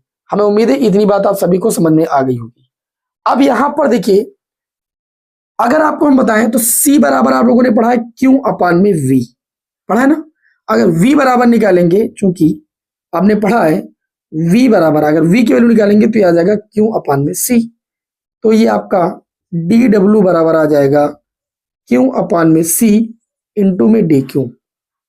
नाउ हम लोगों को चालक को आवेशित करने में किया गया संपूर्ण कार्य निकालना है। तो चालक को क्यों आवेश देने में किया गया, हम लोग निकालेंगे संपूर्ण कार्य, क्योंकि चालक को आवेशित किया गया, चालक को आवेश देने में किया गया जो संपूर्ण कार्य होता है, उस संपूर्ण कार्य को ही हम सभी लोग कहते हैं आवेशित चालक की, आवेशित संधारित्र की स्थितिज ऊर्जा। अब अल्प कार्य को हम लोग समाकलित कर देते हैं, है ना। अल्प कार्य को हम समाकलन कर देंगे, संपूर्ण कार्य आ जाएगा। कहां से? जीरो से क्यू आवेश देने में। तो यहां पर आपका हो जाएगा जीरो से क्यू, डी डब्ल्यू की वैल्यू आ गई है क्यू बटे में सी इंटू में डी क्यू, 1/c बाहर हो जाएगा। क्यू डी क्यू एक्स की पावर n इंटू में डी एक्स का समाकलन आप लोगों ने पढ़ा है, क्या होता है? X square by two. भाई एक्स की पावर एक है ना, यहाँ n+1 करेंगे 2/2 हो जाएगा। लिमिट जीरो से क्यू हो जाएगी, जब यहाँ लिमिट रखेंगे 2 आपका बाहर हो जाएगा क्यू स्क्वायर में, तो ये क्यू स्क्वायर माइनस जीरो का स्क्वायर हो जाएगा। इस तरीके से W बराबर आपको मिल गया 1/2 क्यू स्क्वायर बाई सी। और इसी सूत्र को आप ऐसे भी लिख सकते हैं, कैसे? 1/2। अभी यहां से क्यू बराबर निकालेंगे तो सी भी हो जाएगा, हो जाएगा। तो इसके स्थान पर आप लोग लिख सकते हैं सी स्क्वायर वी स्क्वायर। क्यों? क्योंकि यहाँ क्यू स्क्वायर है और क्यू बराबर सी भी होता है, बटे में सी, ये सी से सी कैंसिल, तो डब्ल्यू बराबर हो जाएगा 1/2 सी वी स्क्वायर। और डब्ल्यू को ही हम लोग कहते हैं आवेशित चालक की स्थितिज ऊर्जा। किया गया जो संपूर्ण कार्य होता है वो आवेशित संधारित्र की स्थितिज ऊर्जा कहलाता है। तो मैंने शॉर्ट भाषा में आपको समझाया कि आपने क्या किया था। चालक को पहले डीक्यू अल्प आवेश देने में किया गया कार्य निकाले थे, और उसके बाद चालक को संपूर्ण आवेश देने में किया गया कार्य निकालने के लिए अल्प कार्य को समाकलित कर दिए थे। और इस तरीके से आप सभी लोगों को आवेशित संधारित्र की स्थितिज ऊर्जा का व्यंजक मिल गया था। अब इस 5 नंबर के क्वेश्चन में इतना ही नहीं पूछा गया, फिर आपसे ये भी पूछा गया है कि ऊर्जा घनत्व का व्यंजक भी बताइए। तो आप लोगों को हम बता दें, ऊर्जा घनत्व का व्यंजक भी मैंने आपको बहुत ही अच्छे से बताया था। ऊर्जा घनत्व, ऊर्जा घनत्व को स्मॉल यू से लिखते हैं। स्मॉल यू बराबर होता है यू बटे में वी। वी होता है वॉल्यूम। समांतर प्लेट संधारित्र की प्लेटों के एकांक आयतन में उपस्थित जो आपकी स्थितिज ऊर्जा होती है उसी को हम लोग कहते हैं ऊर्जा घनत्व। ऊर्जा घनत्व की परिभाषा क्या होती है? संधारित्र के प्रति एकांक आयतन में संचित स्थितिज ऊर्जा को ऊर्जा घनत्व कहते हैं। ओके, तो आप सभी लोगों ने जैसे पढ़ा है, क्या पढ़ा है? समांतर प्लेट संधारित्र की धारिता पढ़े हो कि नहीं पढ़े हो? संधारित्र की धारिता, देखो कितनी आसानी के साथ इसका व्यंजक निकालें। संधारित्र की धारिता आप लोगों ने पढ़ी है, C बराबर A epsilon not by D. पढ़ा है कि नहीं पढ़ा है? ठीक, अब आपने समांतर प्लेट संधारित्र की धारिता पढ़ी है A epsilon not by D. अच्छा, अभी ऊर्जा आप लोगों ने पढ़ी तथा संधारित्र की ऊर्जा स्थितिज ऊर्जा U बराबर आपने पढ़ा half C V square. U बराबर 1/2, C की वैल्यू रख दीजिए A एप्सिलॉन नॉट बटे में D इंटू में वी स्क्वायर। अब आपको स्थितिज ऊर्जा पता चल गई, आपको चाहिए ऊर्जा घनत्व। ऊर्जा घनत्व स्मॉल यू बराबर होता है कैपिटल यू बटे में वी, या इसको लिख सकते हैं कैपिटल यू बटे में ए इंटू में डी, क्योंकि प्लेटों के क्षेत्रफल उनके बीच की दूरी का गुणनफल आपका वॉल्यूम ही कहलाता है। तो स्मॉल यू निकालना है, यू की वैल्यू आपकी आ चुकी है 1/2 ए एप्सिलॉन नॉट बटे में डी इंटू में वी स्क्वायर। बटे में आ जाइए, बटे में कितना आपका हो जाएगा ए डी। ध्यान से समझिएगा, ये ए से आपका ए कैंसिल हो जाएगा। पास में इसको आप लिख सकते हैं u बराबर 1/2 एप्सिलॉन नॉट डी डी का गुणा डी स्क्वायर, इसको आप v बटे डी का होल स्क्वायर लिख सकते हैं। आपने पढ़ा था कि v बराबर होता है ई डी, या v बटे डी बराबर ई होता है। वैद्युत क्षेत्र की तीव्रता और विभव प्रवणता में संबंध याद होगा, तो इसके स्थान पर इसको ऐसा भी लिख सकते हैं स्मॉल u बराबर 1/2 एप्सिलॉन नॉट। v बटे डी के स्थान पर ई भी लिखा जा सकता है, तो ये ई स्क्वायर हो जाएगा। और ऊर्जा घनत्व का यही व्यंजक आपको निकालना है, U बराबर 1/2 एप्सिलॉन नॉट ई स्क्वायर होता है ऊर्जा घनत्व का व्यंजक। ये चीज आपको सिद्ध करनी थी। आप देखिए, मैंने आवेशित संधारित्र की स्थितिज ऊर्जा का व्यंजक भी आसानी से निकाल के बता दिया, और ऊर्जा घनत्व का व्यंजक भी शॉर्ट भाषा में आपको निकाल के बता दिया कैसे निकालना है। देखिए, ऊर्जा घनत्व का व्यंजक उस विद्यार्थी को ज्यादा अच्छा समझ में आएगा जो इसकी परिभाषा को समझ लेगा। प्रत्येक संधारित्र के प्रति एकांक आयतन में संचित स्थितिज ऊर्जा को हम लोग क्या कहते हैं? ऊर्जा घनत्व। अब स्थितिज ऊर्जा का फार्मूला लगा, उसमें C की वैल्यू रखो, और उसके बाद इसी सूत्र में इसकी वैल्यू रख करके केवल भाग करना है बस, बाकी कोई समझने वाली बात नहीं, इसमें क्या ही समझाएं आपको। अब देखिए, अथवा करके इसी में 5 नंबर वाला एक क्वेश्चन और बता देते हैं जो कि अथवा में पूछा गया है। ठीक है, इसके बाद अथवा में एक क्वेश्चन पूछा गया है, और उसमें यह सिद्ध करने के लिए बोला जा रहा है कि भौतिक राशियां एक ही। इतना मस्त क्वेश्चन एग्जाम में आता भी है, ध्यान से समझिएगा आप लोग कैसे सिद्ध इसे करेंगे। इसमें 2 क्वेश्चन पूछे गए हैं। एक पूछा गया कि प्रदर्शित कीजिए, क्या प्रदर्शित करना है कि फैरेड बटे जो मीटर है बराबर कूलाम स्क्वायर अपान में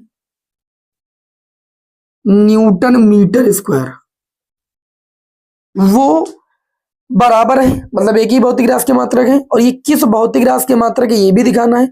और साथ में आपको एक न्यूमेरिकल भी दिया गया है। न्यूमेरिकल का फिगर हम पहले ही बना दे रहे हैं।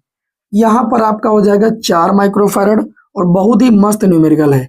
और ये आपका 6 माइक्रोफैरड का मतलब संधारित्र है। और यहाँ पर एक बैटरी लगी है प्लस माइनस, बहुत ध्यान से समझिएगा भाई, वी वोल्ट की बैटरी लगी हुई। और इन्होंने कहा है कि जो 6 माइक्रोफैरड संधारित्र है, इस संधारित्र के सिरों के बीच जो विभवांतर, यहाँ पर जो विभवांतर लगा है वो 2 वोल्ट का लगा है, ऐसा बोला गया है। तो आपको बताना है कि बैटरी के सिरों के बीच विभवांतर कितना होगा। भाई बैटरी के सिरों के बीच उतना विभवांतर होगा जितना टोटल दोनों में होगा, इतना समझ जाइए बस। अब देखिए कितना प्यारा सा क्वेश्चन दिया है, कितना मस्त और कितना प्यारा सा क्वेश्चन। आपको किस भौतिक राशि के मात्रक है ये भी आपको बताना है, ठीक है। तो अभी आप लोगों को हम ये भी बताते हैं कि ये किस भौतिक राशि के मात्रक है भाई, ठीक है। चलिए भाई देखिए, आप सभी लोग बहुत ध्यान से क्वेश्चन को देखिएगा। आप सभी लोग इस क्वेश्चन में आपसे क्या बोला जा रहा है ध्यान से समझिए। इस क्वेश्चन में देखिए इस चीज से इस चीज को सिद्ध करना है, प्रयास कीजिए। इस चीज से इस चीज को आप आराम से ला सकते हैं। फायरड किसका मात्रक होता है? संधारित्र की धारिता का। और संधारित्र की धारिता C बराबर Q अपन V होती है, अर्थात कूलाम प्रति वोल्ट जहां मिल जाएगा वहां पर हम फायरड भी लिख सकते हैं, ठीक। तो हम लेंगे कूलाम स्क्वायर, कूलाम स्क्वायर को लिखेंगे कूलाम गुणे में कूलाम बटे में न्यूटन गुणे में मीटर गुणे में मीटर। पहले अलग अलग कर लेंगे, ये हम RHS लेकर चल रहे हैं और LHS के बराबर सिद्ध करेंगे। इसको हम लोग लिख सकते हैं कूलाम बटे में न्यूटन प्रति कूलाम और इनटू में मीटर और इनटू में मीटर। और आपको एक चीज बताएं, आपको पता होना चाहिए कि कार्य W बराबर होता है बल गुणे विस्थापन, अर्थात न्यूटन मीटर के स्थान पर हम लोग न्यूटन मीटर भी ले सकते हैं और कार्य का दूसरा मात्रक जूल भी होता है। तो इसको हम लोग ऐसे लिख सकते हैं कूलाम बटे में न्यूटन मीटर के स्थान पर हम लोग लिख सकते हैं जूल प्रति कूलाम, इसके स्थान पर हमने जूल लिख दिया, गुणे में मीटर। इतनी बात समझ में आ गई। अब आप लोगों को एक चीज हम बता दें, जो जूल प्रति कूलाम होता है W बराबर आप पढ़े हो क्या होता है, ये पढ़े हो आप लोग, अभी बता रहे हैं। देखो आप लोगों ने पढ़ा V बराबर होता है W बटे में Q, और W का मात्रक जूल, जूल प्रति कूलाम लिखिए, या वोल्ट भी इसे आप लिख सकते हैं क्योंकि V का मात्रक वोल्ट भी होता है। तो इसे आप लिख सकते हैं कूलाम प्रति, जूल प्रति कूलाम के स्थान पर आप वोल्ट लिख सकते हैं, ये हो जाएगा वोल्ट मीटर। अब आपको बता दें कूलाम प्रति वोल्ट के स्थान पर आप लिख सकते हैं फायरड, तो इसके स्थान पर आप लिख सकते हैं फायरड और नीचे आपका हो गया मीटर। देखिए फायरड प्रति मीटर आ गया जब RHS लेकर चले बराबर LHS। तो ये चीज आपकी हो गई प्रूफ, जो प्रूफ करने के लिए क्वेश्चन में पूछा गया था। आगे प्रश्न में ये चीज कह रहा है कि आप ये बताइए ये मात्रक का है कि, तो अगर इस मात्रक को, इसी मात्रक को देख ले भाई, ये दोनों आपस में बराबर ही तो है, इसको इसके बराबर सिद्ध कर दिया। कूलाम स्क्वायर प्रति न्यूटन मीटर स्क्वायर, आप लोगों ने पढ़ा था, क्या पढ़ा था, F बराबर होता है 1/4πε0 Q1 Q2 by R square. इसको ऊपर ले जाएंगे तो ये हो जाएगा न्यूटन मीटर स्क्वायर प्रति कूलाम, कूलाम कूलाम का कूलाम स्क्वायर बराबर 1/4πε0। 4πε0 का कोई मात्रक होगा नहीं, तो इसको अगर दोनों पक्षों को पलट ले तो ε0 बराबर आ जाएगा कूलाम स्क्वायर प्रति न्यूटन मीटर स्क्वायर। ε0 होती है निर्वात की विद्युतशीलता, तो निर्वात की विद्युतशीलता का मात्रक होता है कूलाम स्क्वायर प्रति न्यूटन मीटर स्क्वायर। हर एक विद्यार्थी को रटा हो सकता है, ठीक है। तो हम ये चीज कह देंगे कि यह निर्वात की वैद्युतशीलता का मात्रक है, इसका मात्रक है वैद्युतशीलता का मात्रक है। अभी 5 नंबर में क्वेश्चन पूछा गया तो 2 नंबर आपको यहां से मिलेंगे और 3 नंबर तब मिलेंगे जब आप इस न्यूमेरिकल को सॉल्व करेंगे। इस न्यूमेरिकल में यहां पर अगर हम देखें तो जो 6 माइक्रोफैरड ये संधारित्र दिया गया है, 6 माइक्रोफैरड संधारित्र के सिरों के बीच तुम निकाल लो आवेश। क्या निकालोगे? आवेश। क्यों भैया? क्योंकि श्रेणी क्रम में आवेश का मान होता है समान। क्यों बराबर होता है CV। तो क्यों बराबर C की वैल्यू आपको दी गई 6 माइक्रोफैरड, 6 गुणे 10 की घात -6। V की वैल्यू आपको 2 वोल्ट दी गई, मतलब ये 6 दूनी 12 माइक्रो कूलाम का आवेश आ जाएगा। अब जितना आवेश इस पर होगा उतने आवेश इस पर होगा, क्योंकि श्रेणी क्रम में आवेश समान होता है। क्या होता है भैया? समान होता है। अतः इसका आवेश भी पता चल चुका, यही होगा 4 माइक्रोफैरड के सिरों के बीच हम निकालेंगे, क्या निकालेंगे? विभवांतर। कौन सा सूत्र निकालेंगे? देखिए, ये मान लीजिए आपका V1 दिया था और अब हम निकालने जा रहे हैं V2, जो कि दूसरी संधारित्र के सिरों के बीच का विभवांतर होगा। V बराबर होता है आपका Q बटे में C। तो इस पर आवेश उतना होगा जितना इस पर होगा। इस पर आवेश आया है 12 माइक्रो और कूलाम, है ना, कूलाम लिखेंगे नहीं, और बटे C की वैल्यू कितनी है? तो धारिता की वैल्यू 4 माइक्रोफैरड, माइक्रो से माइक्रो कैंसिल, 4 × 12। V2 की वैल्यू आ गई 3 वोल्ट। कितनी आ गई? 3 वोल्ट। आपको चाहिए इसका कुल विभवांतर, है ना, यहां से कुल विभवांतर पता चलेगा। नाउ जो V की वैल्यू होगी, इस बैटरी का जो विभवांतर होगा वो V1 प्लस V2 के योग से मिलेगा। V1 आपका 2 वोल्ट, ये आया 3 वोल्ट, 2 + 3 बराबर आपको मिलेगा 5 वोल्ट। आपसे क्वेश्चन में यही पूछा गया था कि बैटरी का विभवांतर कितना होगा। तो बैटरी का विभवांतर कितना होगा आपका भैया? 5 क्वेश्चन है। इस क्वेश्चन में कहा गया है कि तरंगाग्र की पहले परिभाषा बताइए। बहुत इंपॉर्टेंट परिभाषा है। तरंगाग्र किसे कहते हैं? वेव फ्रंट किसे कहते हैं? किसी क्षण किसी माध्यम में खींचा गया वह काल्पनिक पृष्ठ जिस पर स्थित माध्यम के कण समान कला में स्थित हो, उस पृष्ठ को हम सभी लोग कहते हैं तरंगाग्र। किसी क्षण किसी माध्यम में खींचा गया ऐसा काल्पनिक पृष्ठ, ठीक है, जिसमें माध्यम के कण कंपन करने की समान कला में उपस्थित हो, उसे हम सभी लोग तरंगाग्र कहते हैं। सभी को परिभाषा आती होगी, कई बार आपको बताया गया। साथ ही में यह भी पूछा गया कि हाइगेन्स के द्वितीयक तरंगिका के सिद्धांत से तरंगों के अपवर्तन की व्याख्या।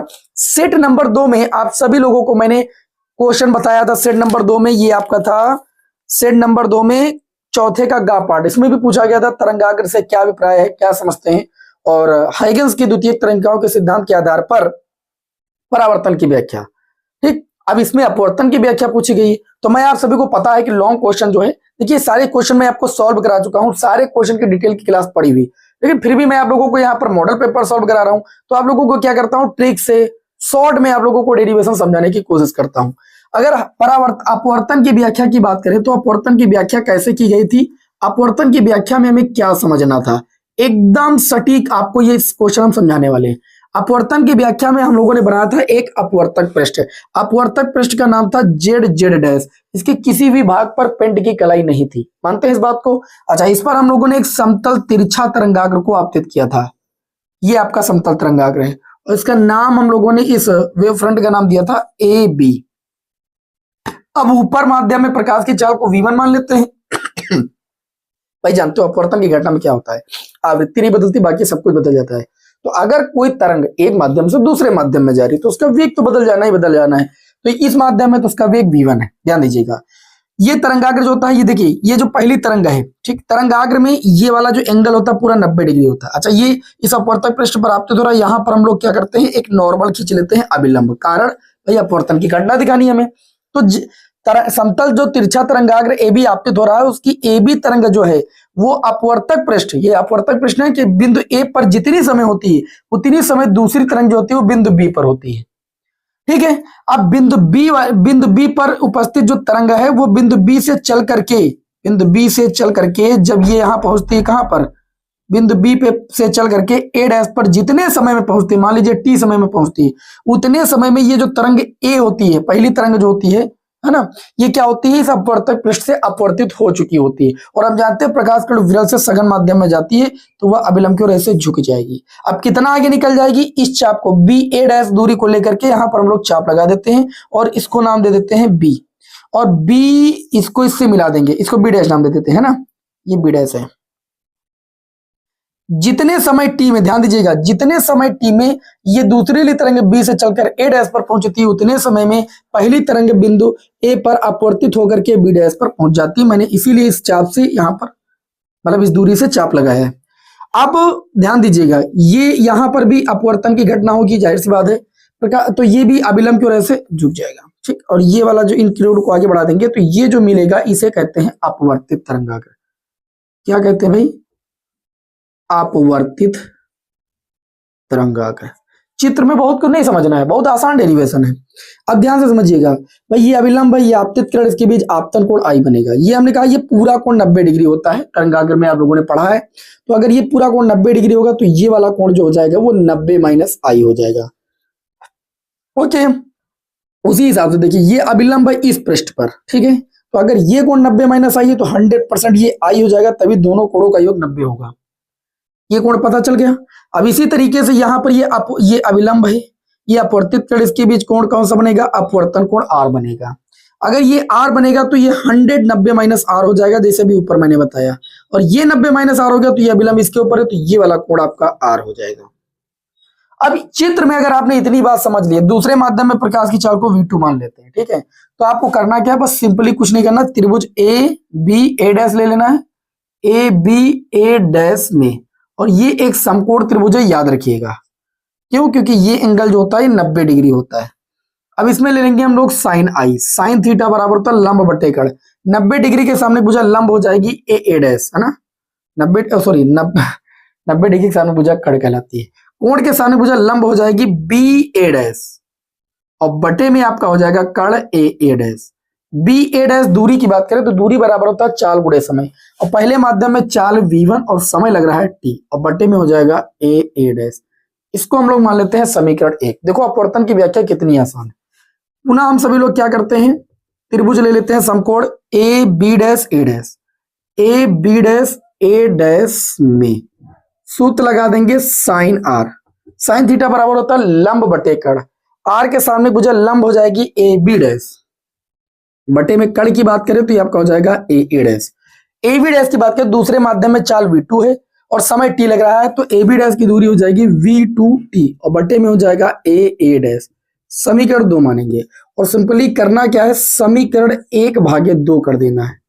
समीकरण 1 को 2 से भाग कर देना। क्यों? क्योंकि स्नेल के नियम में आपने पढ़ा है कि आपतन कोण की जया और अपवर्तन कोण की जया का जो अनुपात होता है वो नियतांक होता है।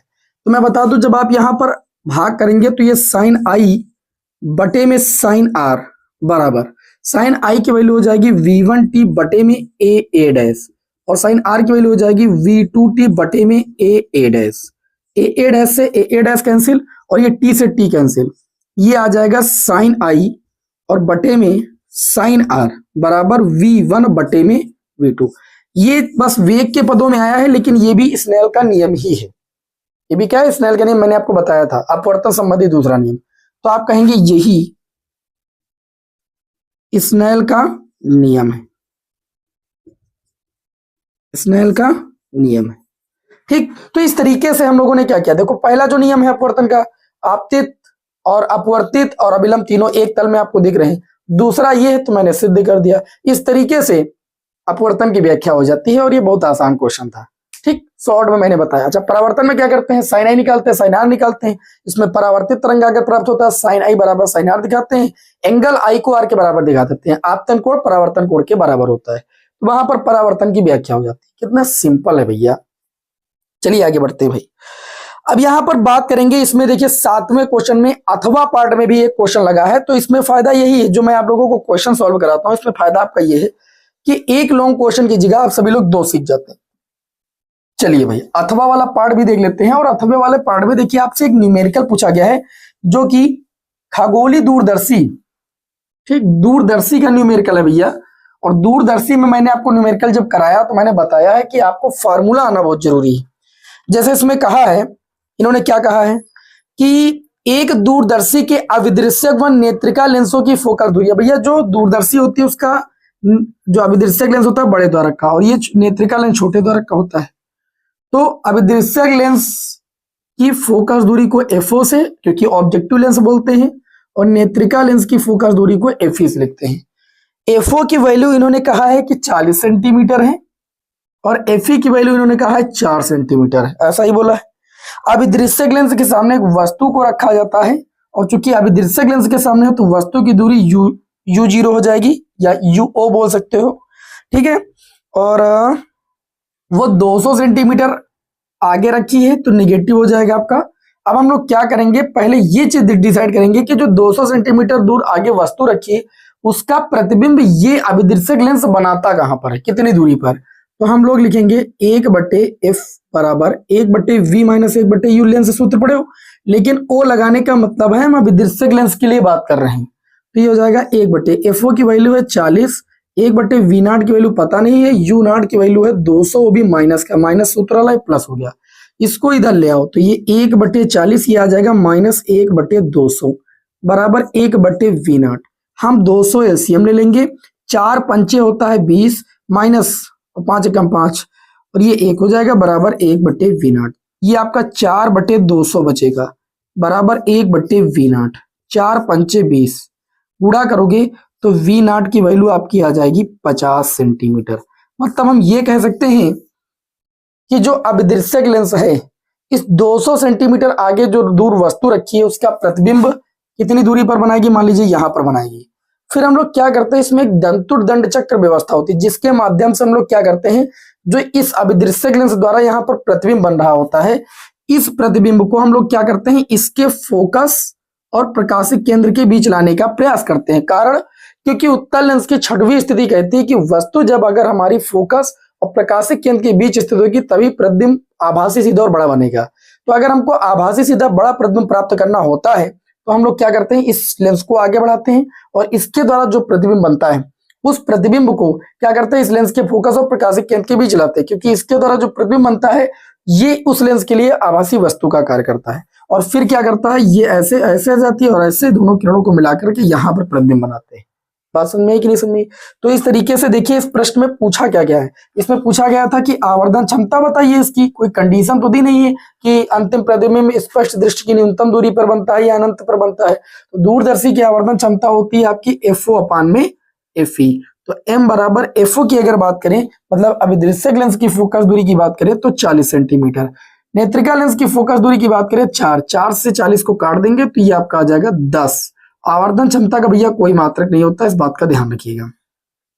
लेकिन प्रश्न में इतनी बात ही नहीं पूछी गई है और दोनों लेंसों के बीच की दूरी भी पूछी गई है। तो दोनों लेंसों के बीच की अगर दूरी की बात करें, लेंसों के बीच की दूरी, तो देखिए आपको V0 की वैल्यू ये यहां से यहां तक पता है और यहां से यहां तक की आपको फोकस दूरी पता है, ठीक है।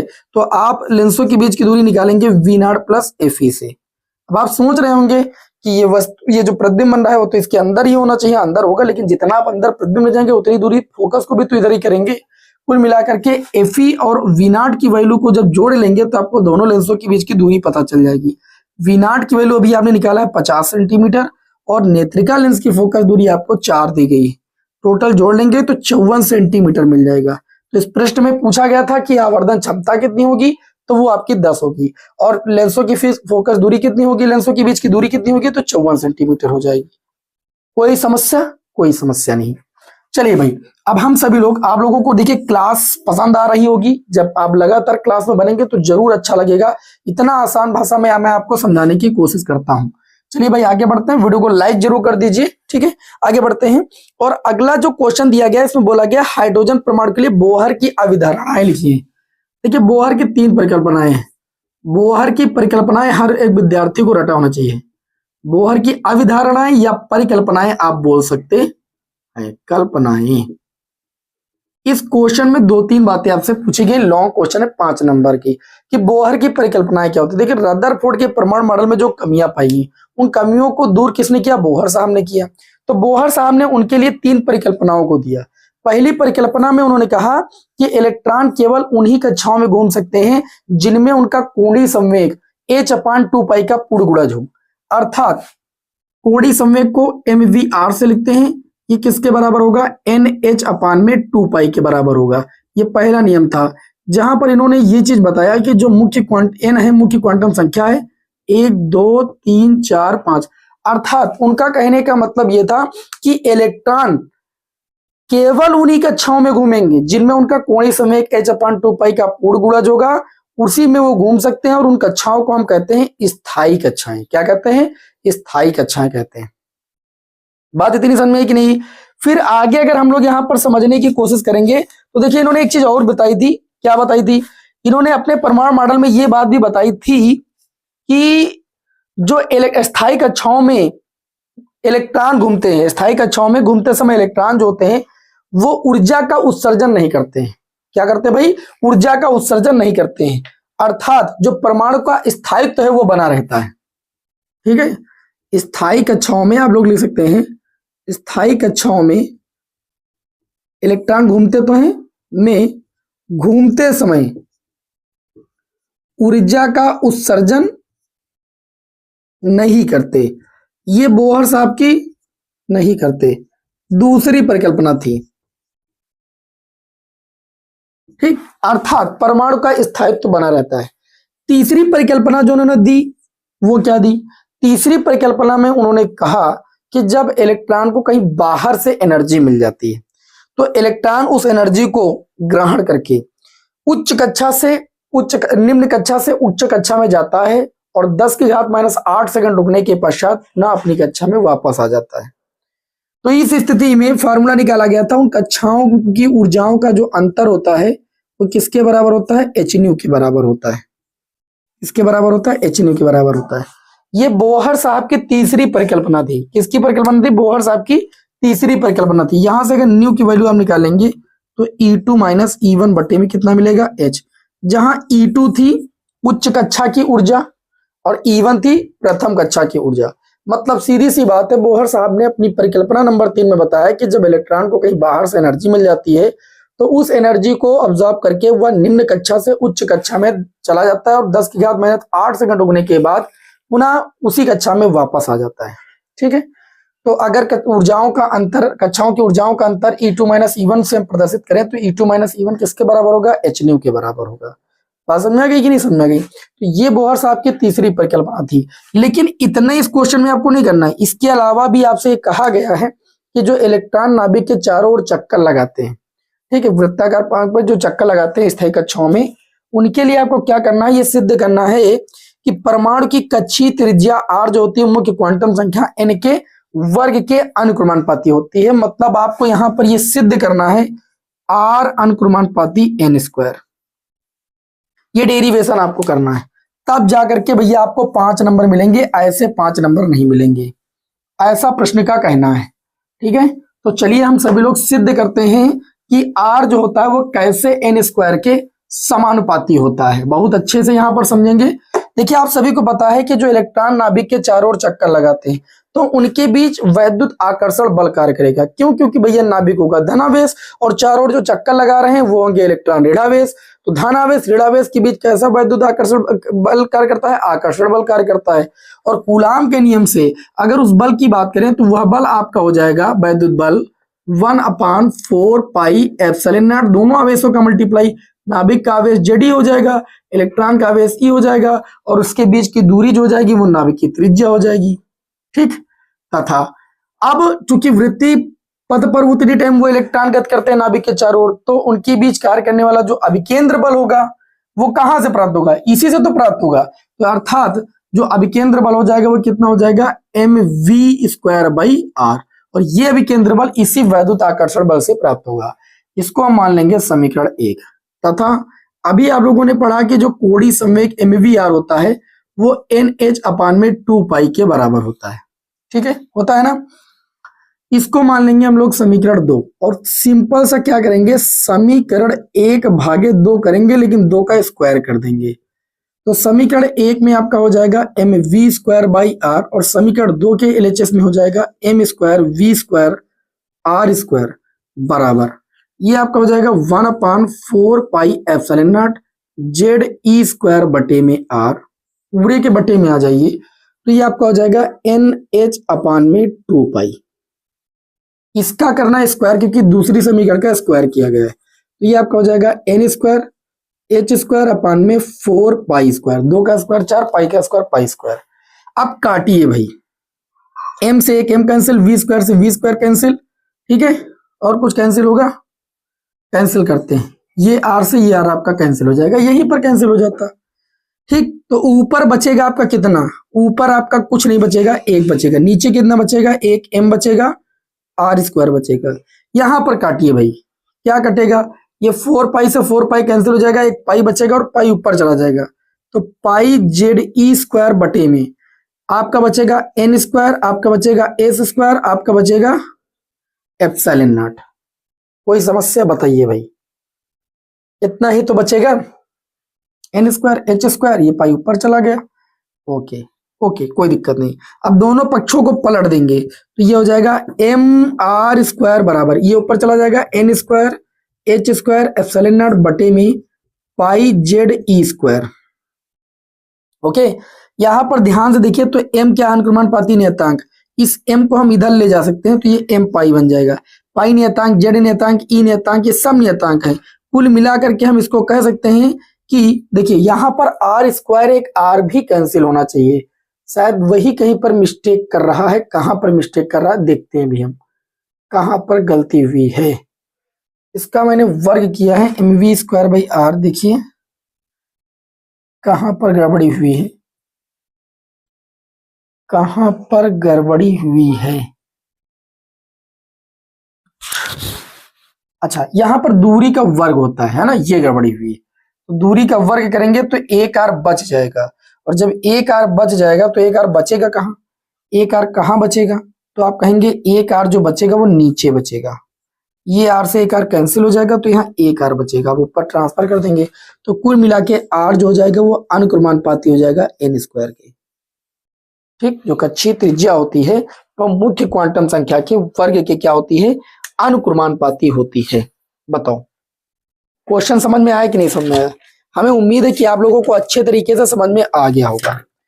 अगला क्वेश्चन है आपका, इसी के अथवा पार्ट में आपसे पूछा गया है, मतलब ये क्वेश्चन नंबर 8 था और इसी के अथवा पार्ट में आपसे पूछा गया है कि नाभिकीय विखंडन क्या होता है। कई बार आपसे प्रश्न बोर्ड एग्जाम में आता है, नाभिकीय संलयन और नाभिकीय विखंडन सब विद्यार्थी जानते हैं अच्छे से, नाभिकीय विखंडन इसे कहते हैं भाई, आपको हम समझाते चले। विखंडन का मतलब होता है किसी भारी नाभिक का दो हल्के नाभिकों में टूटना, और इस प्रक्रिया को हम लोग कहते हैं नाभिकीय विखंडन। तो नाभिकीय विखंडन में ले सकते हैं किसी भारी नाभिक के दो या दो से अधिक हल्के नाभिकों में टूटने की प्रक्रिया को नाभिकीय विखंडन कहते हैं, और समीकरण भी आप लिख सकते हैं, ठीक है। आप लोगों को मैंने भी पिछली क्लास में ही बताया है, लेकिन इसमें जो प्रश्न पूछा गया उसको ध्यान से आप समझिए। यूरेनियम 235 का एक नाभिक है कि विखंडन में 200 मिलियन इलेक्ट्रॉन वोल्ट ऊर्जा प्राप्त होती है, ठीक है। तो प्रश्न पहले जो प्रश्न में दिया गया उसे लिखेंगे, क्या लिखेंगे, यूरेनियम 235 है ना, के नाभिक के एक नाभिक, हाँ, के एक नाभिक के विखंडन से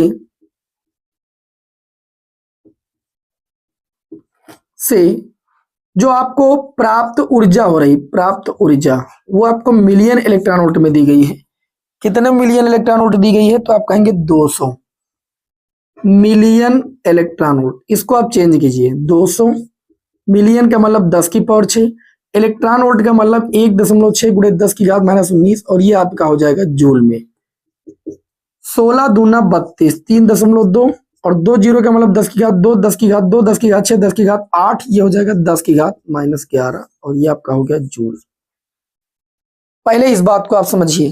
अब यहां पर आपसे ये पूछा गया कि रिएक्टर में प्रति सेकंड कितने नाभिक विखंडित हो रहे हैं, और आपको ये दिया गया है कि एक रिएक्टर में 4 मेगावाट की शक्ति प्राप्त हो रही है। तो जो प्राप्त शक्ति हो रही, ध्यान से समझिए, प्राप्त शक्ति आपको कितनी प्राप्त हो रही है, तो आप कहेंगे कि 4 मेगावाट, मेगा का मतलब 10 की घात 6 वाट आपको प्राप्त हो रही है। प्रश्न पूछा गया कि रिएक्टर में प्रति सेकंड विखंडित नाभिकों की संख्या, तो प्रति सेकंड विखंडित नाभिकों की संख्या आपसे पूछी जा रही है, तो प्रति सेकंड विखंडित नाभिकों की जो संख्या हो जाएगी, प्राप्त शक्ति 4 गुणे 10 की पावर 6 और बटे में एक नाभिक के विखंडन से जो प्राप्त ऊर्जा हो रही है उससे उसको भाग कर देंगे पूरा। तो ये आपका हो जाएगा कितना, एक नाभिक से आपको प्राप्त हो रही 3.2 गुणे 10 की घात -11 जूल। तो ये जब पॉइंट हटाएंगे तो ऊपर आपका 40 हो जाएगा, नीचे आपका 32 हो जाएगा। ये 11 ऊपर जाएगा, 10 की घात +11 और 6 कितना हो जाएगा 17। 4 एकम 4, 4 और 8 32, 2 5 हो जाएगा, 4 हो जाएगा। 5/4 का मतलब समझते हो, 4 एकम 4, दशमलव लगाओ, 4 दूनी 8 और 4 पंचे 20 गुणे 10 की घात 17। ये आपका संख्या है ना, तो संख्या का कोई मात्रक तो होगा नहीं। 1.25 गुणे 10 की घात 17 नाभिक आपको मिल जाएगा। इस प्रश्न में पूछा गया था कि नाभिकीय विखंडन से क्या तात्पर्य है, तो किसी भारी नाभिक का दो या दो से हल्के नाभिकों में टूटने की जो प्रक्रिया होती है उसे नाभिकीय विखंडन कहते हैं। और इन्होंने कहा था कि एक भारी नाभिक है जो कि यूरेनियम 235 के एक नाभिक से विखंडित ऊर्जा प्राप्त, आपको विखंडन से ऊर्जा प्राप्त हो रही और कुल शक्ति इतनी प्राप्त हो रही। तो आपसे पूछा गया था प्रति सेकंड कितने नाभिक जो है विखंडित नाभिकों की संख्या होगी, तो कुल शक्ति से नाभिक के विखंडन से प्राप्त ऊर्जा को भाग कर देंगे तो हमको ये पता चल जाएगा संख्या, नाभिकों की संख्या, ठीक, प्रति सेकंड।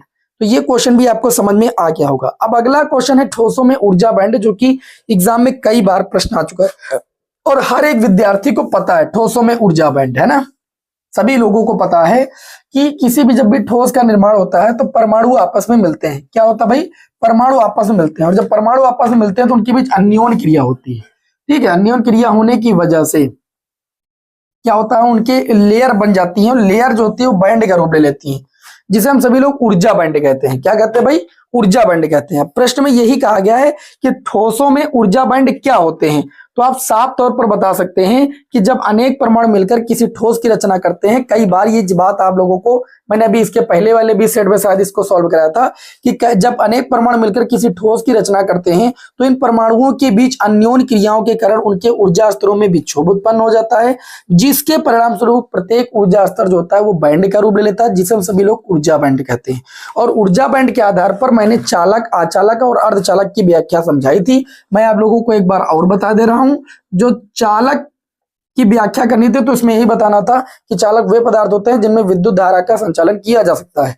इनके जो चालन बैंड होते हैं, ऊपर वाला चालन बैंड है आपका और नीचे वाला संयोजी बैंड होता है, इनके बीच जो वर्जित ऊर्जा अंतराल होता है जिसे हम सभी लोग एनर्जी गैप कहते हैं, वो क्या होता है, एकदम नगण्य होता है। संयोजी और चालन बैंड के बीच जो एनर्जी गैप होता है वो बिल्कुल नगण्य होता है, जिस वजह से धारा का संचालन हो सकता है। उदाहरण में तांबा, लोहा, चांदी, सोना, कुछ भी आप लिख सकते हैं जो भी चालक पदार्थ होते हैं। अच्छा, इसमें यही बताना है एनर्जी गैप कितनी होती है। और उसके बाद आपसे पूछा गया है आचालक। तो आचालक में चालन बैंड और संयोजी बैंड के बीच एनर्जी गैप सबसे ज्यादा होती है, ठीक है। एनर्जी गैप सबसे ज्यादा होती है, कितनी होती है आप लोगों को बता दें हम।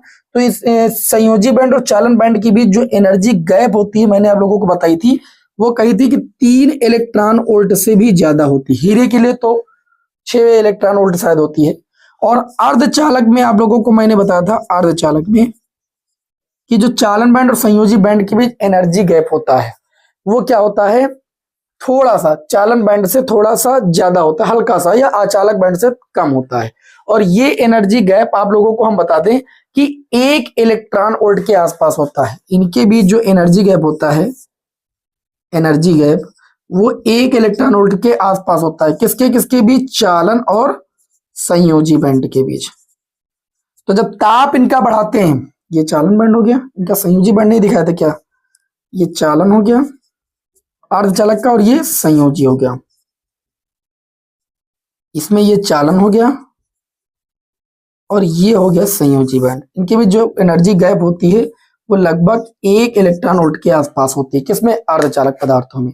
बस यही आप लोगों को इसमें बताना था कि ऊर्जा बैंड क्या होता है। ऊर्जा बैंड के आधार पर चालक, आचालक, अर्धचालक की व्याख्या। क्वेश्चन में एक बात आपसे और पूछी गई, उसको समझ लीजिए कि इन पर ताप के प्रभाव की व्याख्या कीजिए। मैं आपको चीज बता दूं, जो अर्धचालक पदार्थ होते हैं ताप बढ़ाने पर इनकी जो चालकता होती है वो बढ़ती है, ठीक है। तो ताप पर आप जैसे परम शून्य ताप लेंगे तो परम शून्य ताप पर अर्धचालकों का जो चालन बैंड होता है वो पूर्णतः रिक्त होता है, ठीक है, क्या होता है, पूर्णतया रिक्त होता है। अतः हम ये कह सकते हैं कि परम शून्य ताप पर अर्धचालक एक आचालक की भांति व्यवहार करता है, लेकिन जैसे जैसे उसका हम लोग ताप बढ़ाते जाते हैं वैसे वैसे उसकी चालकता बढ़ती जाती है। ठीक है, क्योंकि वर्जित ऊर्जा अंतराल घटता जाता है और जब घटता जाता है तो चालकता बढ़ जाएगी। जो अर्धचालक होते हैं, अर्धचालक परम शून्य ताप पर आचालक की भांति व्यवहार करते हैं, ये बात दिमाग बैठा लीजिए। लेकिन जैसे जैसे ताप बढ़ाते हैं तो जो एनर्जी गैप होता है वो घटता जाता है और उनकी चालकता बढ़ती जाती है। इस प्रकार अर्धचालकों की जो चालकता होती है वो ताप बढ़ाने पर बढ़ती है। ये ताप की व्याख्या आपकी हो जाएगी। ओके, अब चलिए हम लोग यहां पर देखिए, एक बात और आपसे पूछी गई है, पीएन संधि डायबोर्ड की संधि पर अवक्षय परत का बनना स्पष्ट कीजिए और विभव प्राचीर और एवलांस भंजन की प्रक्रिया बताइए। Very very most important question. आप सभी लोगों को मैंने अभी पीएन संधि डायबोर्ड जो सेमीकंडक्टर चैप्टर है, इसमें मैंने इस चैप्टर को बहुत अच्छे से 1 शॉट क्लास आप लोगों को दी थी। इसके इस चैप्टर के सारे न्यूमेरिकल भी आपको हम करा दिए हैं। ठीक है, लेकिन आप लोगों ने अगर पढ़ा होगा तो ये आप लोगों के लिए आसान हो गया, क्योंकि मैंने आपको समझाया था। क्या समझाया था कि जब पी टाइप क्षेत्र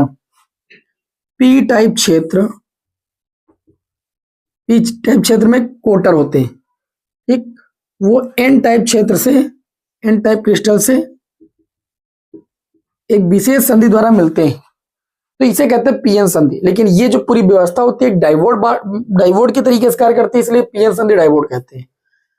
तो जो पी क्षेत्र के कोटर होते हैं, जैसे ही जुड़ते हैं पी क्षेत्र के कोटर एन क्षेत्र की ओर और एन क्षेत्र के में इलेक्ट्रॉनों की अधिकता होती है, तो इलेक्ट्रॉन पी क्षेत्र की ओर आने लगते हैं। अब क्या होता है, इसके पास यहां पर हो जाती है इलेक्ट्रॉनों की अधिकता और यहां पर हो जाती है कोटरों की अधिकता एन क्षेत्र में।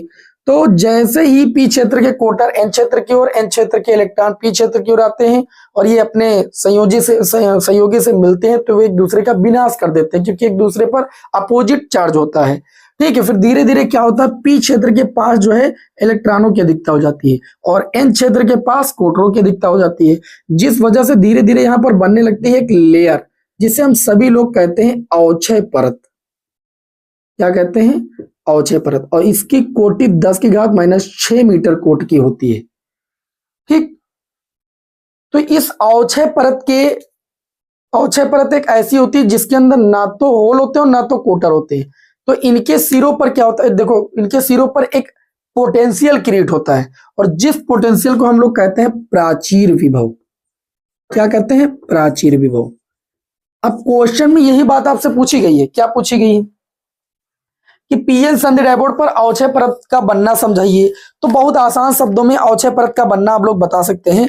इस अवक्षय परत को एक नाम से और जाना जाता है, जो कि बोर्ड एग्जाम में कई बार बोला गया है, इसे हासी स्तर कहते हैं। क्या कहते हैं भैया, हासी स्तर या अवक्षय परत, दोनों एक ही चीज है, ध्यान रखिएगा। तो पीएन संधि डायबोर्ड में, ठीक है, ये जो हासी स्तर या अवक्षय परत होती है, ये पीएन संधि पर बनी दाता और ग्राही आयनों के बीच जो परत बनती है, इसे अवक्षय परत कहते हैं। इसमें इस स्थान में मतलब कोई भी आवेश वाहक नहीं चलनशील रहता है। ठीक है, अब पीएन संधि डायबोर्ड के दोनों ओर जो अवक्षय परत के सिरों के बीच विभवांतर क्रिएट होता है, उसे हम सभी लोग कहते हैं प्राचीर विभव, या इसे संपर्क विभव के नाम से भी जानते हैं।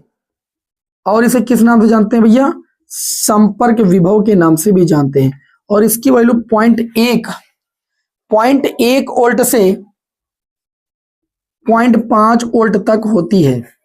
ये बात भी आपको याद रखना है। अच्छा, इसमें और क्या आपसे पूछा गया है, विभव प्राचीर को हम रोधिका विभव के नाम से भी जानते हैं, संपर्क विभव के नाम से भी जानते हैं। इस बात को ध्यान से समझिएगा, प्राचीर विभव या संपर्क विभव या रोधिका विभव के नाम से भी जानते हैं। इसमें आपसे ये भी पूछा गया है कि अवक्षय परत बनना समझाइए, विभव प्राचीर एवलांस भंजन की प्रक्रिया। जो एवलांस भंजन की प्रक्रिया, इस बात को आप लोग समझ लीजिए। एवलांस भंजन की प्रक्रिया में आप लोगों को पीएन संधि डायबोर्ड को जोड़ना बताया गया था। उत्क्रम अभिनव में हम पी क्षेत्र को बैटरी के किससे जोड़ देते थे, ऋण टर्मिनल से, और एन क्षेत्र को बैटरी के धन टर्मिनल से जब जोड़ देते हैं, उल्टा पी को नेगेटिव टर्मिनल से, एन को पॉजिटिव टर्मिनल से जोड़ देते हैं, तो इस स्थिति में धारा बहुत कम बहती है। क्या होती है भाई, धारा बहुत कम बहती है। और इसका ग्राफ भी मैंने आप लोगों को बनाना बताया है। इसका ग्राफ ऐसे बनता है, धारा बहुत कम बहती है और फिर जैसे जैसे हम लोग विभवांतर बढ़ाते जाते फिर अचानक से धारा बहुत तेजी के साथ बहती है, जिसको रोकना पॉसिबल नहीं होता है। ठीक है, तो इस स्थिति को या इस दशा को या इस कंडीशन को क्या कहते हैं? एवलांस भंजन कहते हैं। क्या कहते हैं भैया? एवलांस भंजन कहते हैं। तो आप सभी लोग एवलांस भंजन की परिभाषा ऐसे लिख सकते हैं कि यदि उत्क्रम अभिनंदन में पीएन संधि डाइबोर्ड पर लगाए गए उत्क्रम विभव को धीरे धीरे बढ़ाएं तो उत्क्रम धारा क्या होती है? लगभग पहले तो बदलती रहती है, धीरे धीरे अपवर्तित होती रहती है, परंतु एक निश्चित ऋण विभव देने के बाद उत्क्रम धारा बहुत तेजी के साथ बहती है, जिसे नियंत्रित नहीं किया जा सकता। और यही घटना क्या कहलाती है? एवलांस भंजन की प्रक्रिया कहलाती है। बात समझ में आई कि नहीं समझ में आई? तो ये चीजें आप लोगों को मैंने अभी पिछली क्लास में भी समझाई थी, लेकिन फिर भी आप लोगों को समझ में आ गया होगा। प्राचीर विभव को याद रखिएगा, विभव प्राचीर विभव या संपर्क विभव या रोधिका विभव भी कहते हैं। और हाशिया स्तर या अवक्षय परत कैसे बनती है मैंने अभी आपको बता दिया है, ठीक है। इसे हाशिया स्तर भी कहते हैं और अवक्षय परत के नाम से भी जानते हैं। इसकी कोटि 10⁻⁻6 मीटर कोट की होती है। तो इस तरीके से आज ये पूरा मॉडल पेपर आपका समाप्त होता है। कैसे लगी क्लास में कमेंट बॉक्स में जरूर बताइए और नेक्स्ट क्लास में आपको मिलते हैं हम। जय हिंद, वंदे मातरम।